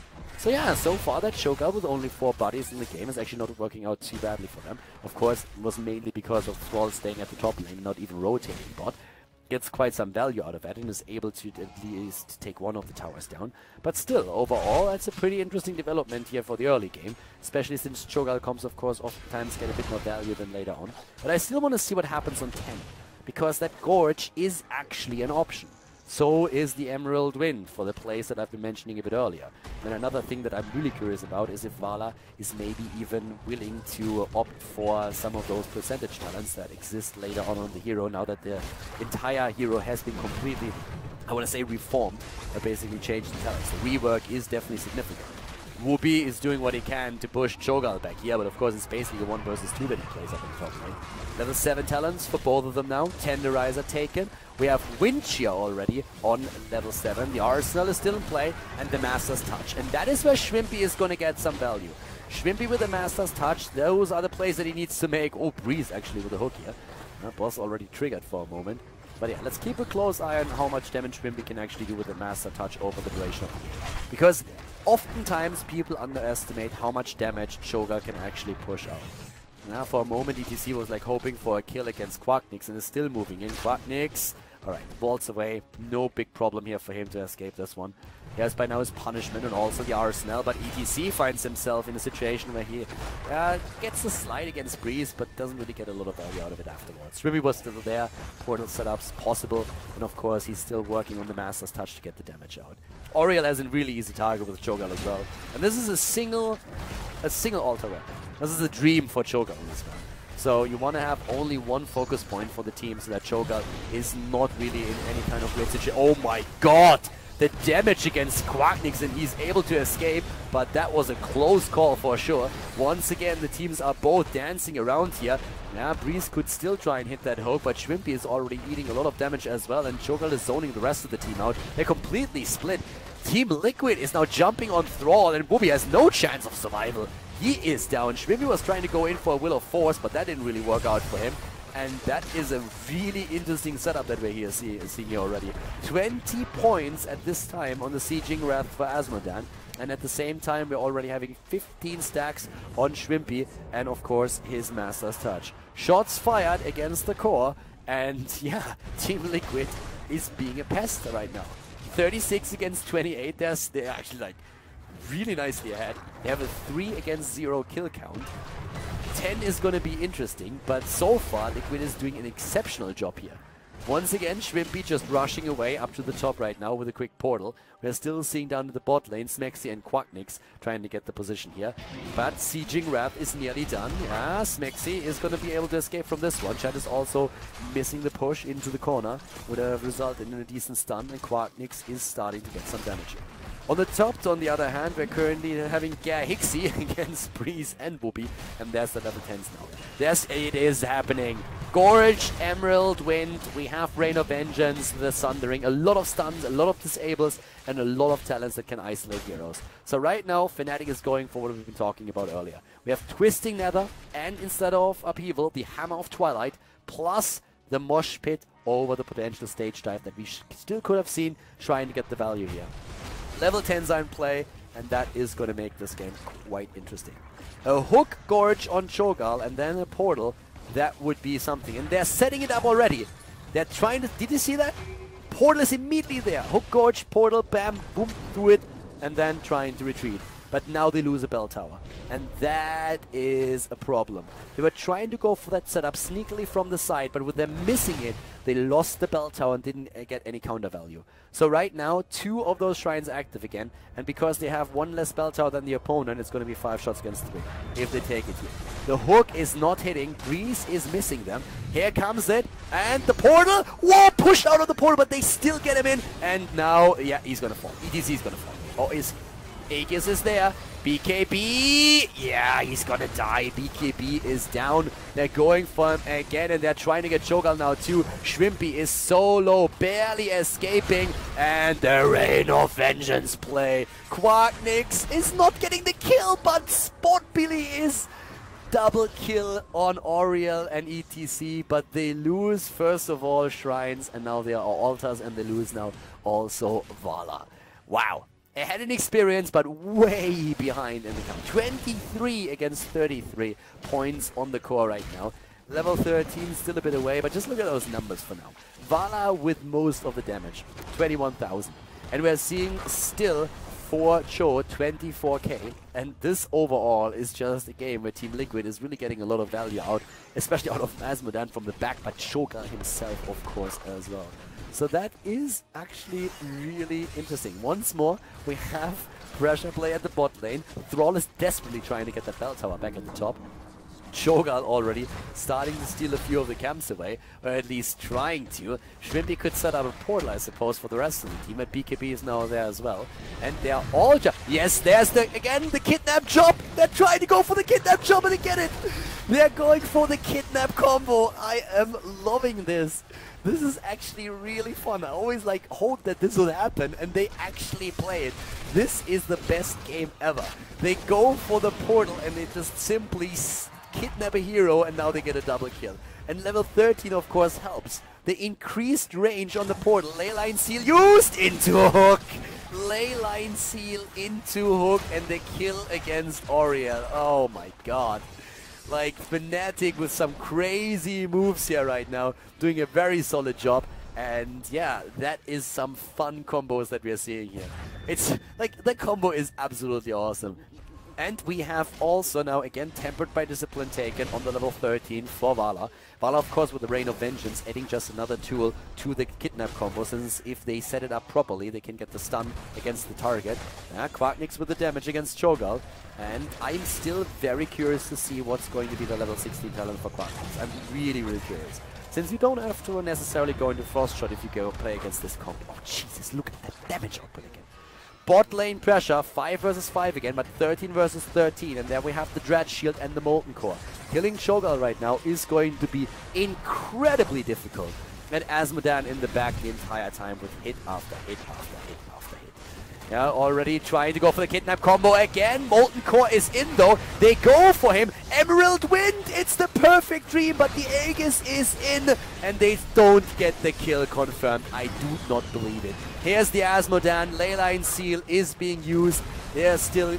yeah, he's so low, they can't save him. But they can go for BKB. What? No way! The portal and the kill. Down goes ETC. It's just insane. Having that Crystal Aegis, having the Molten Core as well, you can just stagger them after one another, and that helps you to get all of those cooldowns back. Still, we are seeing another shot fired. Will of Force even being used, but of course they are trying to make sure that they get at least this one channeled. There's Cho'Gall in trouble, and they still haven't channeled it through, but the hook against Shed! The hook against Shed! Breeze is low, barely escapes, and that altar has still not been channeled, and ETC is back. They need to move back actually. They're tapping at the well. Shrimpy dishes out the damage with of course his Master's Touch already completed. Again, attempting to go for the Gorge. Nice Will of Force here, negating the damage. Portals everywhere, but this fight just doesn't end. This fight doesn't end. They have the Giant Killer now for Thrall, and once they have 16, I think that Cho'Gall is going to have quite a bit of trouble. A lot of these heroes actually are going to have a problem with Giant Killer attacks, especially since Sport Billy and BKB don't have a low hit point pool either. Once again, the shots from the backline. There's the Gorge. They're trying to go for the combo. The block is too strong though. The block is there. Twisting Nether, but no value because of Portal. Or are they? Oh, Smexy, Joe! Oh! trying to get the stun in, but get up here. They are doing a great job with that Shogun. I am loving that play too. But once again, there's the Aegis used after the Sundering. This is just such an amazing game. It's just like back and forth the entire time. Just look at these combos that we're seeing. Looking under the Sundering for the Aegis, then the Molten Core trying to deny that, getting hook after hook, always getting a move in with that portal, trying to interrupt, and Shed gets the channel. Shed gets that channel through. So it's currently 6 kills against 4, nearly level 16 on the side of Fnatic, but when it comes down to the points on the core, we have 19 to 33. This is such an amazing game. I am absolutely loving it. Absolutely loving it. Oh, mosh pit into kill. Oh. I mean, so far, Medivh has done a really good job. With the Force of Will that he's been using the entire time to just block some of the damage was great. Also against the stuns, he was even trying to use it earlier when there was an attempt at interrupt against it. But like, in this particular setup, Medivh is doing whatever he can, but it's really difficult. You have the Force of Will to block a bit of that out, and I guess in addition to that, you can always like just try to use those portals to escape, but TeamLiquid is gaining so much momentum at this point that they are just taking another bell tower here and moving straight down. We have also at this time, of course, reabsorption, which is going to make Force of Will another like big aspect during these fights, since so far we have Shrimby actually doing a really good job on his hero, but they need to have a bit more on that. They have the slow right now. They're actually going to the Frost Shot, and with the Tempest Fury and the combo with the Giant Killer, we see them now in a situation in which they can seriously start... Oh, another bell tower take. Which they can seriously start to get some value out of it. But I'm really afraid, since that level 16 that we're now seeing also for TeamLiquid is even more dangerous. I mean, we're talking speed metal now. We have Wrath of Heaven taken for the ability power. Imagine that on Asmodan, who already does insane damage, and Giant Scorcher now also taken, and there's a triple event on the map. I was afraid for TeamLiquid running with that Shogun. At this point, it's exactly the opposite of what I expected. That Shogun is just completely wrecking. Even with the Kidnap combo against them, they're doing an amazing job. And so far, TeamLiquid has actually learned to really play quite nicely against the Kidnap combo. So, at this point, you can really tell Shrimpy is already there in position, but Asmodan is sneaking up to the top. So they are going for this one first. They still have one at the top lane. Asmodan is there, so now they have to make a play here. They go again for it. Kidnap combo, but pushed away. ETC is in. No Force of Will to save Vala. The damage dealer is dead, and that is a disaster. That is a disaster for them. They go for Shad. The Aegis is there. Leyline Seal, and that's the end at least of the healer. So they can maybe work with that, but ETC moves in. So does Shogun. They're going in for it. Nice attempt to go for the mosh pit, but it's interrupted. Shrimpy's moving in again. Force of Will to save Brightwing. Brightwing moving away, tapping the well, but Asmodan already soaked the first of the altars, and he's already busy at the second one or two. Yep, Whoopi with the interrupt. They're still fighting down here. Vala back in another 17 seconds. Asmodan himself interrupting Whoopi now. Down Bria. Breeze is dead. Breeze is down. We're trying to save him with another portal, but this is currently not working. 3 shots fired. At least Fnatic is able to deny this one. 14 against 30. That's the count right now. But Vala is back. That might be a game changer. Oriel, on the other hand, with another 8 seconds, is going to join the fight too. And that is going to be difficult. But Vala is the main damage dealer, and she's also the hero that has the best chance to really get some pressure in against Choga. They're going for it. Here comes the Rain of Vengeance. Once. Are they going to go for the second charge? Not yet. Shrimpy from the backline with the interrupts. Trying to use the portal. Force of Will saving him for now. Quacknix is going straight for the backline and attempt to get another kill in, but Thrall is falling. They get the bell tower at least, but the channel is already through, and that's 9 against 30 points right now. ETC should die. He should die, but he just doesn't fall. And there's the Force of Will and the escape through the portal. Shrimpy with a perfect setup. The portal use that we're seeing on their part is fantastic, but it's just not enough. TeamLiquid is doing just way too much of a good job in this game right now. Again, we have the opportunity to go for that Gorge, but it's not enough, or is it? ETC stopping them. The slow on Vala. Medivh is dead. Asmodan is too powerful. Right now, Asmodan is dishing out the damage numbers like crazy. 71,000 on the side of Gal, but we have 58k on Asmodan still. Fnatic is struggling here. They are ahead in this series, but in this particular game, they are really having trouble. They are way ahead in experience still. Well, maybe not way ahead, but they're still half a level ahead, which isn't too bad. But overall, this Cho'Gath comp is just absolutely... this is the stuff that Nightmares are made for. Another big hit. Asmodan is doing his thing. They try to go for 20 right now. They are really hoping that 20 is going to give them the advantage that they also desperately need. And maybe it does, but this is definitely not going to be easy. The Kidnap comp could even continue if you use the blink then later on. Yeah, there's one stun, but even the hook isn't hitting, and they're just pushing them back the entire time. Once again, Fnatic trying to look for an opportunity to capitalize on the hook, and they have an opportunity now since they're going against for Cho'Gath. This could be the end of him. It should be. Aegis is already used, and that is the... Aegis was actually ready, but Molten Core, that's what they are trying to use here. One kill against Cho'Gath is maybe all that you need. Shat is trying to escape, gets hooked close distance, and he's gonna fall eventually. There we go. So Shat is dead. They're gonna take 2 of those shrines. At least they should be able to get both. And they have the early level 20. And with that, we're seeing them on Blink now. 4 Stitches. We also have them with a revitalizing mist. We're getting both of those shrines now. That's 6 shots fired. They didn't even wait for... I actually think they should have just like claimed back that bell tower first. With 25 more seconds on Cho'Gath, I think that would have been a fair play. But at this point now, they are apparently a bit scared here. Rancor is being chosen. It's all about the damage right now. Quacknix doesn't care about the range anymore. He says, like, guys, we need the damage and we need to have that soon. Yeah, Thrall also with the Bolt of the Storm. They're moving through the mid lane. ETC is behind them. I think they saw them already. He's just, like, moving into position at this point. But, of course, the Mosh Pit is still a threat. With nobody else alive, it's not really that much of an issue. But now it's an attempt to go for the boss. Uh-oh! Nice dodge. They go for the boss, and thanks to Quacknix and his level 20, they have massive damage and can burst that down super easily. But of course, there is still the Leyline Seal that they could use, and they do. They use the Leyline Seal to get the boss, and they do it! But barely! And once again, Gorge has been used, but Breeze might fall. He bolts away. Here's the Force of Will, trying to keep him alive. Breeze wants to go for the portal, but he can't make it work.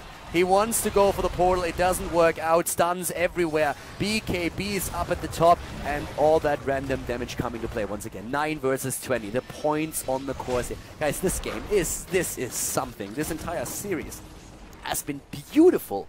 And now Quacknix, Whoopi, they take back that bell tower in the middle. We have that thingy, the gift on level 20. Up to the top lane, another bell tower eliminated. Besides that, also for a good old Gal, Psychotic Break has now been taken.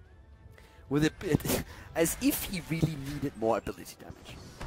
Like, as if he really needed additional ability damage, right? I mean, let's look at his damage numbers. 80,000. 71,000 and 80,000 right now. 60,000 on Vala. She's getting the numbers now. Vala is getting those numbers at this point. Because right now, she has the stacks on those hatred stacks. Brightwing is working already at the bell tower, but they have to go down and help out here. This is something they can't really afford. Are they actually letting this go?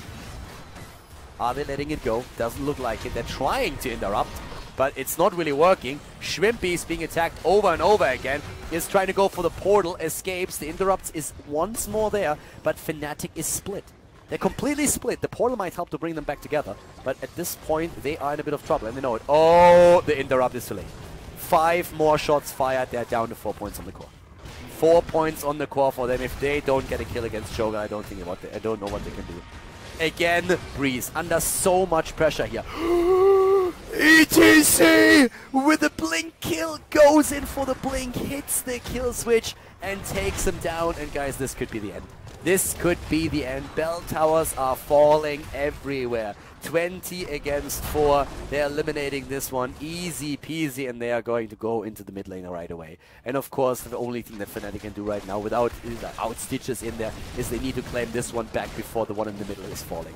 And they do that. They do exactly that. So they take the one up at the top to make sure that they at least have one remaining. But right now, TeamLiquid is just on an absolute killing spree. 11 kills against 10. The kill count is still fairly similar, but if you look at the map control that we are seeing, TeamLiquid is just absolutely dominating this. They're moving through again. They're just like taking those camps now, and there's nothing that Fnatic can do about it. Absolutely nothing. Not without Stitches. All of their kills are really just depending on Stitches getting the Gorge off. Nothing else has really mattered here thus far. And Stitches will be back in another 4 seconds. But this is one of those moments where you cannot afford to lose anything anymore. You need to take these camps down. You need to prevent the boss being taken once that it's back on the map, which is another 2 minutes. Might even not come to that, because we're also in a situation in which just one more bell tower or one more altar is going to end the game. And they go to the top lane because they also know if they get another bell tower, an endless barrage is going to start. And well, it's not really an endless barrage because that's going to end very soon. Since, let's face it for a moment, we are only seeing 4 points on the core for Fnatic right now. They get the one at the bot lane, they get the exchange. Thrall is busy in the middle, making sure that they get this one too, so they claim back 2, and this is the fight that really matters. This is the last chance. This is the last chance. There's the Gorge. They have to blink right now, and they go in. They go in, and they completely isolate Cho'Gall. They completely isolate them, and it gives them nothing. Absolutely nothing. Brightwing gets the channel at the bot lane. That was important. They need to interrupt this one here, and they do it with a leyline seal. Leyline seal is there. They're moving in. They have to interrupt everything right now. They can't lose another hero. Quanknix is super low. He's super low, and he's tapping. He's already going for the fountain for the quick tap, and now they're starting for the fight again. But at this point, you cannot lose a fight anymore. You have to win this decisively, or you're going to lose the game. They go for it. For Cho'Gall. Whoopi with a combo with the Giant Killer. Twisting Nether, once again, not getting any value here just yet. Quanknix just poking away as much as he can. There's already the attempt to go for another quick hook, and it works, but Chat is immediately being saved by the rest of the team. They're poking again. TeamLiquid can let this one go. They can let it go, and it looks like they're willing to do that, but they still poke with Asmodan. As long as they get them low in hit points, they can just move back. They were tabbing down there at the fountain. Another hook attempt is coming through, but yes, Liquid still fighting for it, and they have that Asmodan. You need to win the fight now. You need to win the... Oh, Oriel is down. That might be it. That might be the play. Down goes Cho'Gall. It's a double kill. It's a triple kill if you so want. And they are secure to take at least one of those altars. Yeah, Asmodan or no Asmodan, at this point it doesn't matter. Where did that come from? What the hell? Where did that come from? That's a Cho'Gall thing. He's been dead for a while right now. That thing was bouncing around like a buddy for a long time when that happened. So once more, BKB is there. Can they get more than that? This is the time when Fnatic has to make their play. 13 versus 11, the kill count. Level 23 versus 22. We are 25 minutes in. No Moshpit. Moshpit's on cooldown. Moshpit is still on cooldown.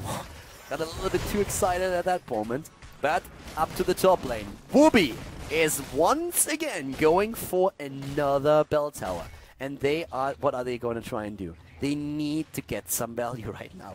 Cho'Gall is down for another 11 seconds. Actually, Gal is down for another 11 seconds. Cho is already back on the map, apparently, according to their death timer. I'm not quite sure if I can believe that, but yeah, they go for the boss again.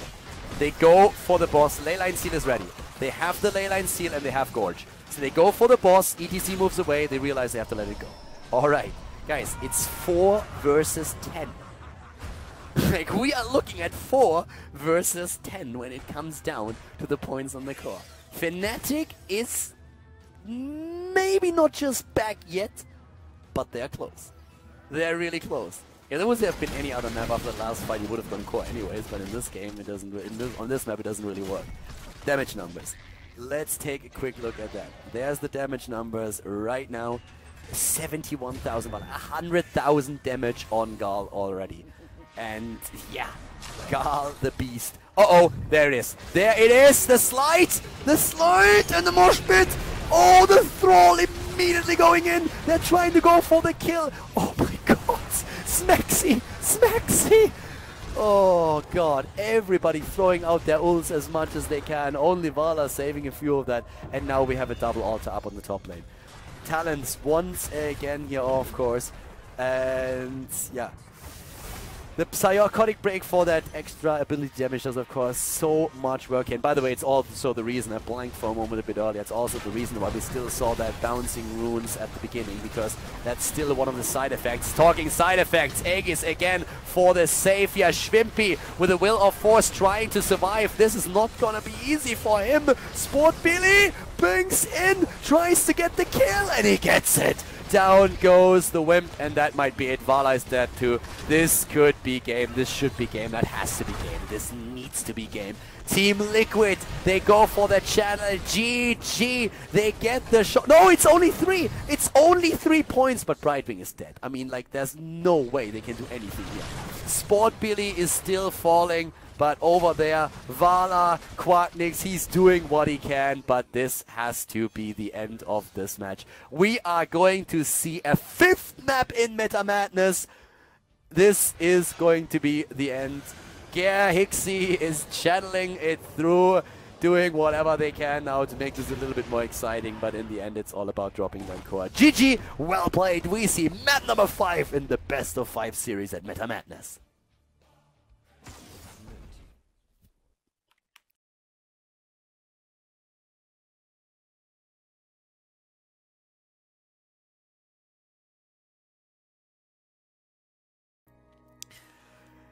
Game number 5.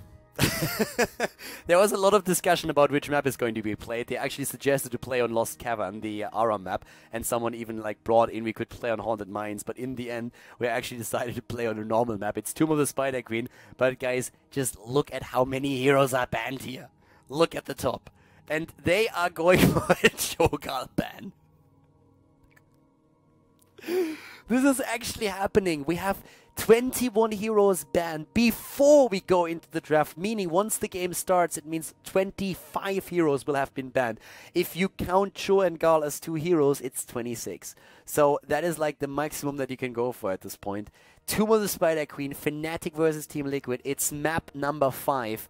And this draft is going to be something. Because right now, every single hero that you want to pick or ban, you have to just first look up, like, was that hero banned? Is it still available? And we have actually, like, Kel'Thas, Jaina still around. You could go for Tychus, you could go for Reyna. There's a lot available here.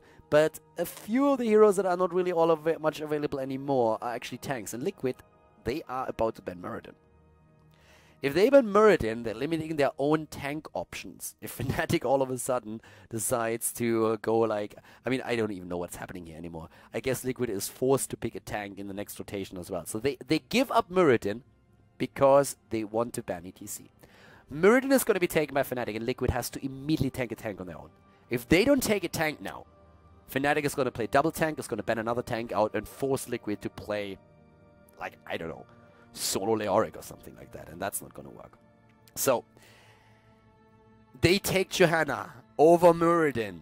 Alright, Johanna over Muradin.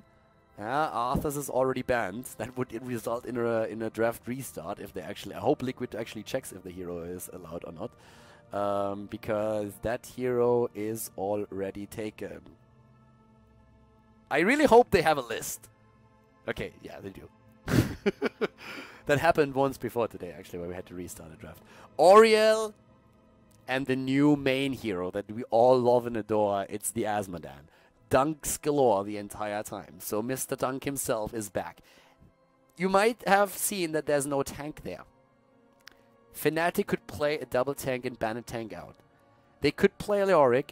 There are still tanks available. I mean, we have Anubarak, we have Leoric, we have like Diablo, we have Tyrael. No, Tyrael was banned. But still, you can definitely force your opponent into a specific direction at this point.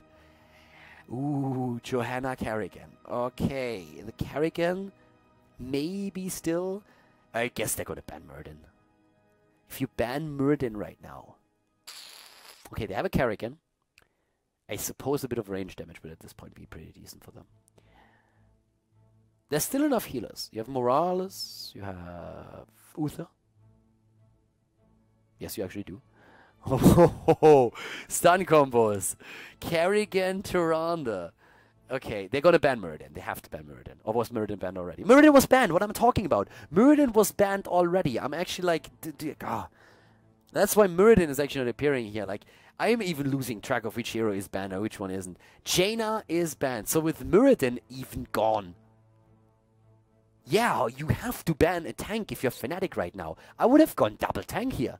I would have just said, screw it. I would have said, like, yeah, 1 tank, 2 tank, go, and then ban 1 out, force them to play Diablo solo tank or something like that. Maybe even ban that out. Leoric is also banned. Like, there's so many tanks banned. I actually thought that Muradin and Leoric were still available. They are not. That means that we are left with Anubarak, Johanna, as we can see here, Diablo, and that's it, right? Is there something left? Play a new, like... Okay, there's the Jaina ban. There's the Jaina ban right now. they have to ban a tank. I mean, you're going to ban a tank now, right?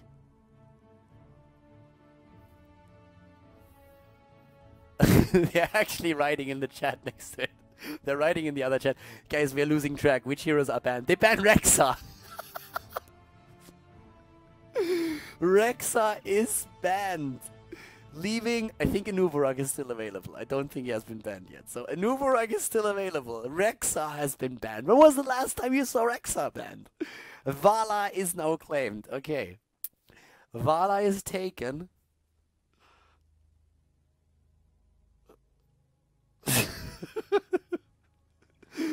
Like, both of the teams are just like, wait a second, I'm starting to lose track of this. Okay, Tychus. Tychus and Vala are there. Are they going to take the Vala? I think Vala would be great. That AoE that you have is amazing. Yeah, Tychus. Okay. Fnatic is going to pick Vala if they can. Quacknix wants his Vala. And the Uther. Okay, going for the heals. Uther is there. Uther Oriel. Brightwing is still around for heals. Malfurion is still around. I mean, okay, he has the nickname Shit Furion for a reason, but like still, he's still there. Vala for the range damage. I mean, come on, we have Quacknix in there. He has to go for the Vala, right? He went for Vala every single time this far. There's absolutely no reason to not pick her this time. Probably we're going to have Wooby or Shrimpy on the Carrigan. Wooby probably, then Shrimpy on the Tyrande, I suppose. Actually, like, it could still be Smexy, depending on if they play a double support or not. But Oriel and Uther for the saves. And there's the Kel'Thas. I can see that. Okay, I can see Kel'Thas. And Brightwing. No Vala. Alright. Alright. Kel'Thas and maybe the Brightwing. Huh? You can go for Morales.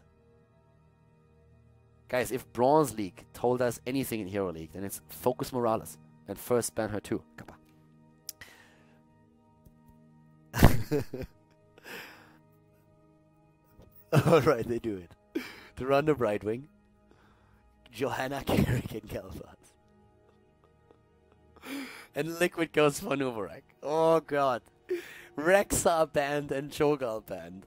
Like, guys, game number 5, Meta Madness, powered by Lioncast. Yeah, we have Fnatic going up against TeamLiquid, the last and final map in the series. It is happening, boys and girls. It is happening. We have Fnatic versus TeamLiquid, the 5th game at Meta Madness. And yeah, 25 heroes have been banned on the way into this match. And now we have to the left side, Fnatic with Breeze on Johanna, Whoopi on Tyrande, Smexy on Brightwing, Shrimpy on Carrigan, and Quacknix on Kel'Thas. And to the right side of the map, BKB on the Anubarak, Sport Billy on Asmodan, Gerd on Uther, Sphyxy on Tychus, and Shat is playing Oriel. Yes, this is gonna be the last game in the best of 5, yeah, and it is definitely a pretty interesting start. I'm actually a little bit... I mean, it's pretty interesting to see that the comps are still fairly okay, considering that 25 heroes have been banned on the way into this match. It's definitely not your standard comp. Let's not kid ourselves here. I mean, we have seen bans on Rexa. We've seen bans on Cho'Gall in this series. There have been so many weird bans that it's absolutely insane to just think about it. But the end result is a composition that still makes a little bit of sense. It's not necessarily the setup that you would see in any kind of like big tournament cast, but it's definitely one of those matches where you can still like see that those teams are trying to find something that kind of has the same structure to it. A bit of frontline, nice healers, and also, of course, that backline damage. And the interesting part to me personally is that we actually have this many healers still available. A couple of those were, of course, already banned out. I'm even losing track at the heroes that were banned at this point, and I have the list right in front of me. But thinking about it, there are still double heal on both sides, so to say. So none of the teams really went into healer chokeholds because it was just like more prominent to ban out damage and frontliners. So that makes sense for that. But it really shows that there's a lot of thought going into a lot of these drafts here. And I mean, we have our good old boy Asmodan once again up at the front line here, trying to do all of the damage, and we've seen him do incredibly well with especially that sieging Wrath talent as his level 1. 5 stacks for him already. Johanna, now that her Fnatic spawn is more or less baseline, we have her currently going into the Regeneration Master here.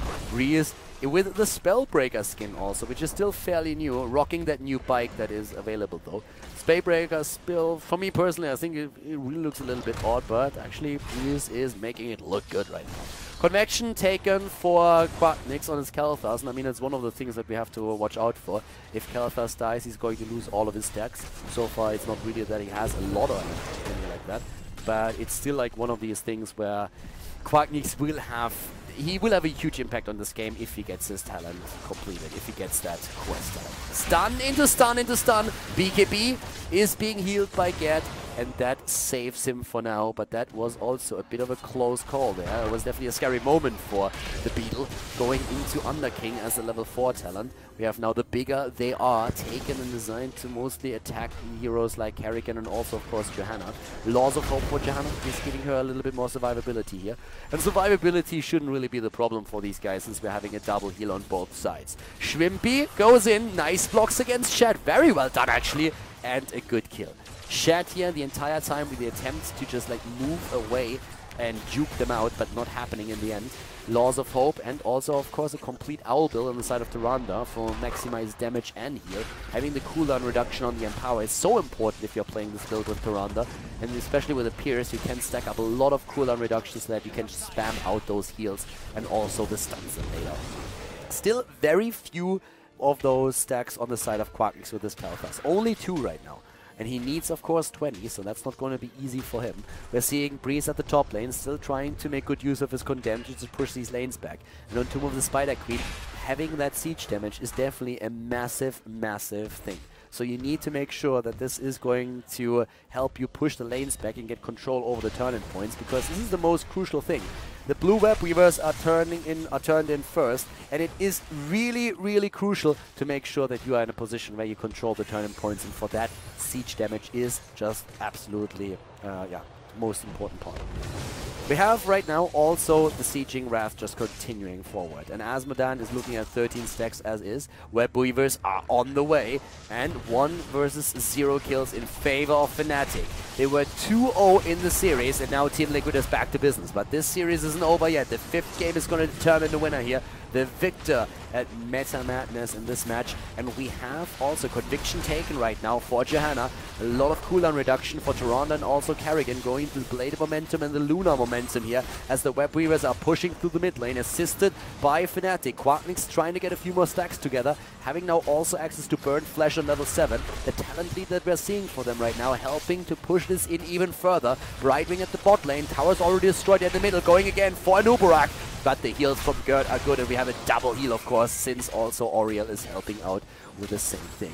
Infernal Globe chosen for Azmodan. We have a cleansed at this point, and we actually see a bit of a deviation with Oriel, since she is currently in a double heal composition, going into the heavy burden here. So the Detainment Strike now also slowing the target down. And we have seen a lot of value actually out of a lot of the Oriel players, getting huge amounts of Detainment Strikes in perfect positions to stun a target against the wall, and having that extra slow right now is helping on top of that.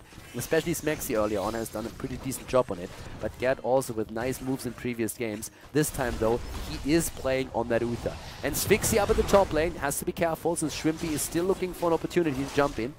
Fnatic has a level lead at this point. We're seeing them a level ahead of their opponent and still looking for an opportunity to jump in here. Get up here. They're jumping in with Kerrigan, but Kerrigan is all of a sudden attacked and needs to somehow get away here, but it's not happening. Not even with a double healer do they have the sustain to keep her alive. She's down. Quacknix still trying to help Wooby escaping here. Tyrande is another target, and once more the stuns are just hitting from all sides. Wooby is low and he is down. Double kill for TeamLiquid. Really well done here. Same time now, once again, Shat moving in. Yep, there's the attempt to turn in, but the shield clear is happening at the same time. Sport Billy is for a short period interrupted, but they're still able to complete the turn in, and therefore the Web Weavers are gonna barrel through those lanes for TeamLiquid.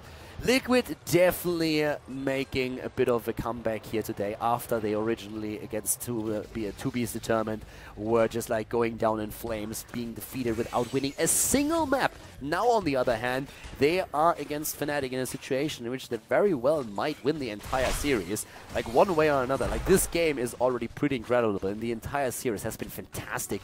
Liquid with good showings here and definitely back to business. So for now, we're seeing in the mid lane a massive push happening, especially, of course, with that Asmodan, who's still able to just like chuck a ball every now and then to the top of bot lane for a bit of additional push.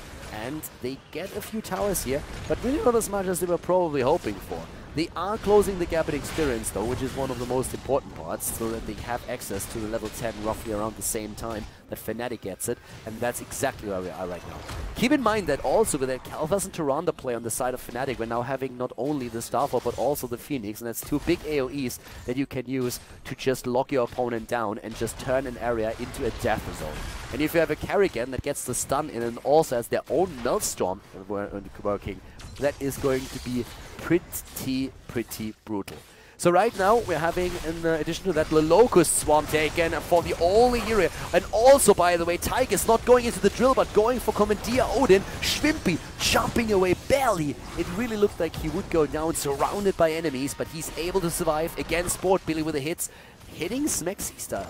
Looked for a moment like he would be out of that hit zone, but he was still in there and got a ton of damage dished towards him. Uh-oh, an Uberak. He's getting an Uberakt. No, he's not. Divine Shield keeping him alive for now. Gad throwing everything to save the tank.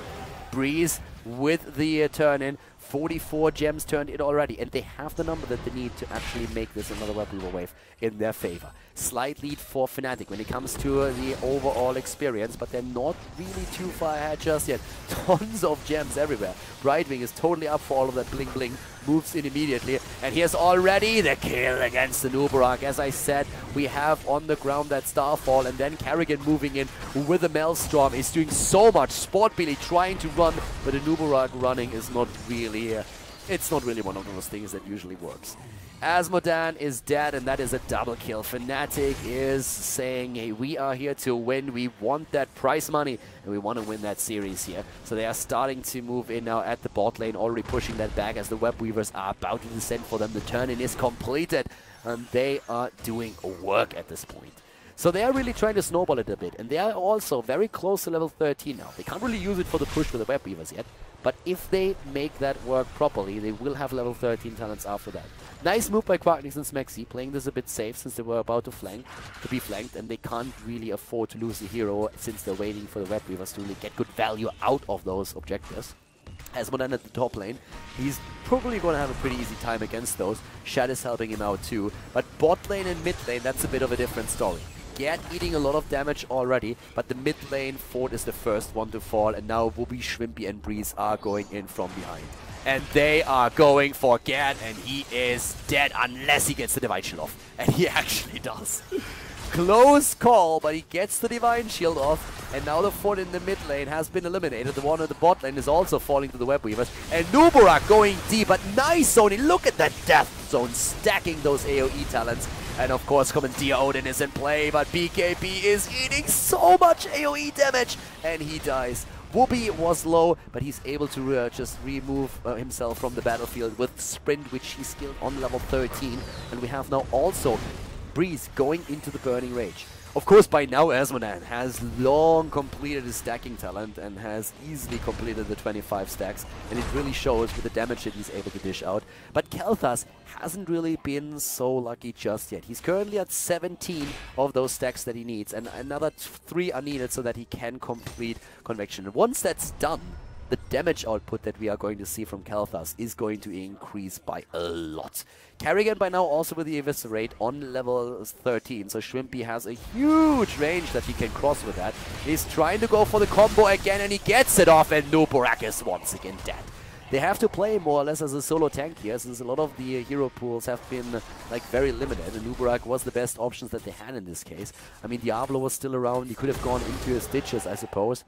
They decided in favor of Nubarak, who with his Locust Swarm can actually do a lot here. But the problem is that him being locked down like this by 2-3 heroes, one on another, staggering those stuns, You can't really keep him alive unless you drop the Divine Shield, and Gat didn't have that available when this happened. So right now we're seeing again another blue Web Weaver wave, and they have level 15 versus 12, and that level 13 talent alone is already a big advantage, but the stat advantage that they get thanks to those additional levels is also pretty huge. Gat dodging the stuns. Here come the hits from Azmodan again, but Anubarak is once again in trouble. Moving away here, and there's stuns on basically every single hero in this setup.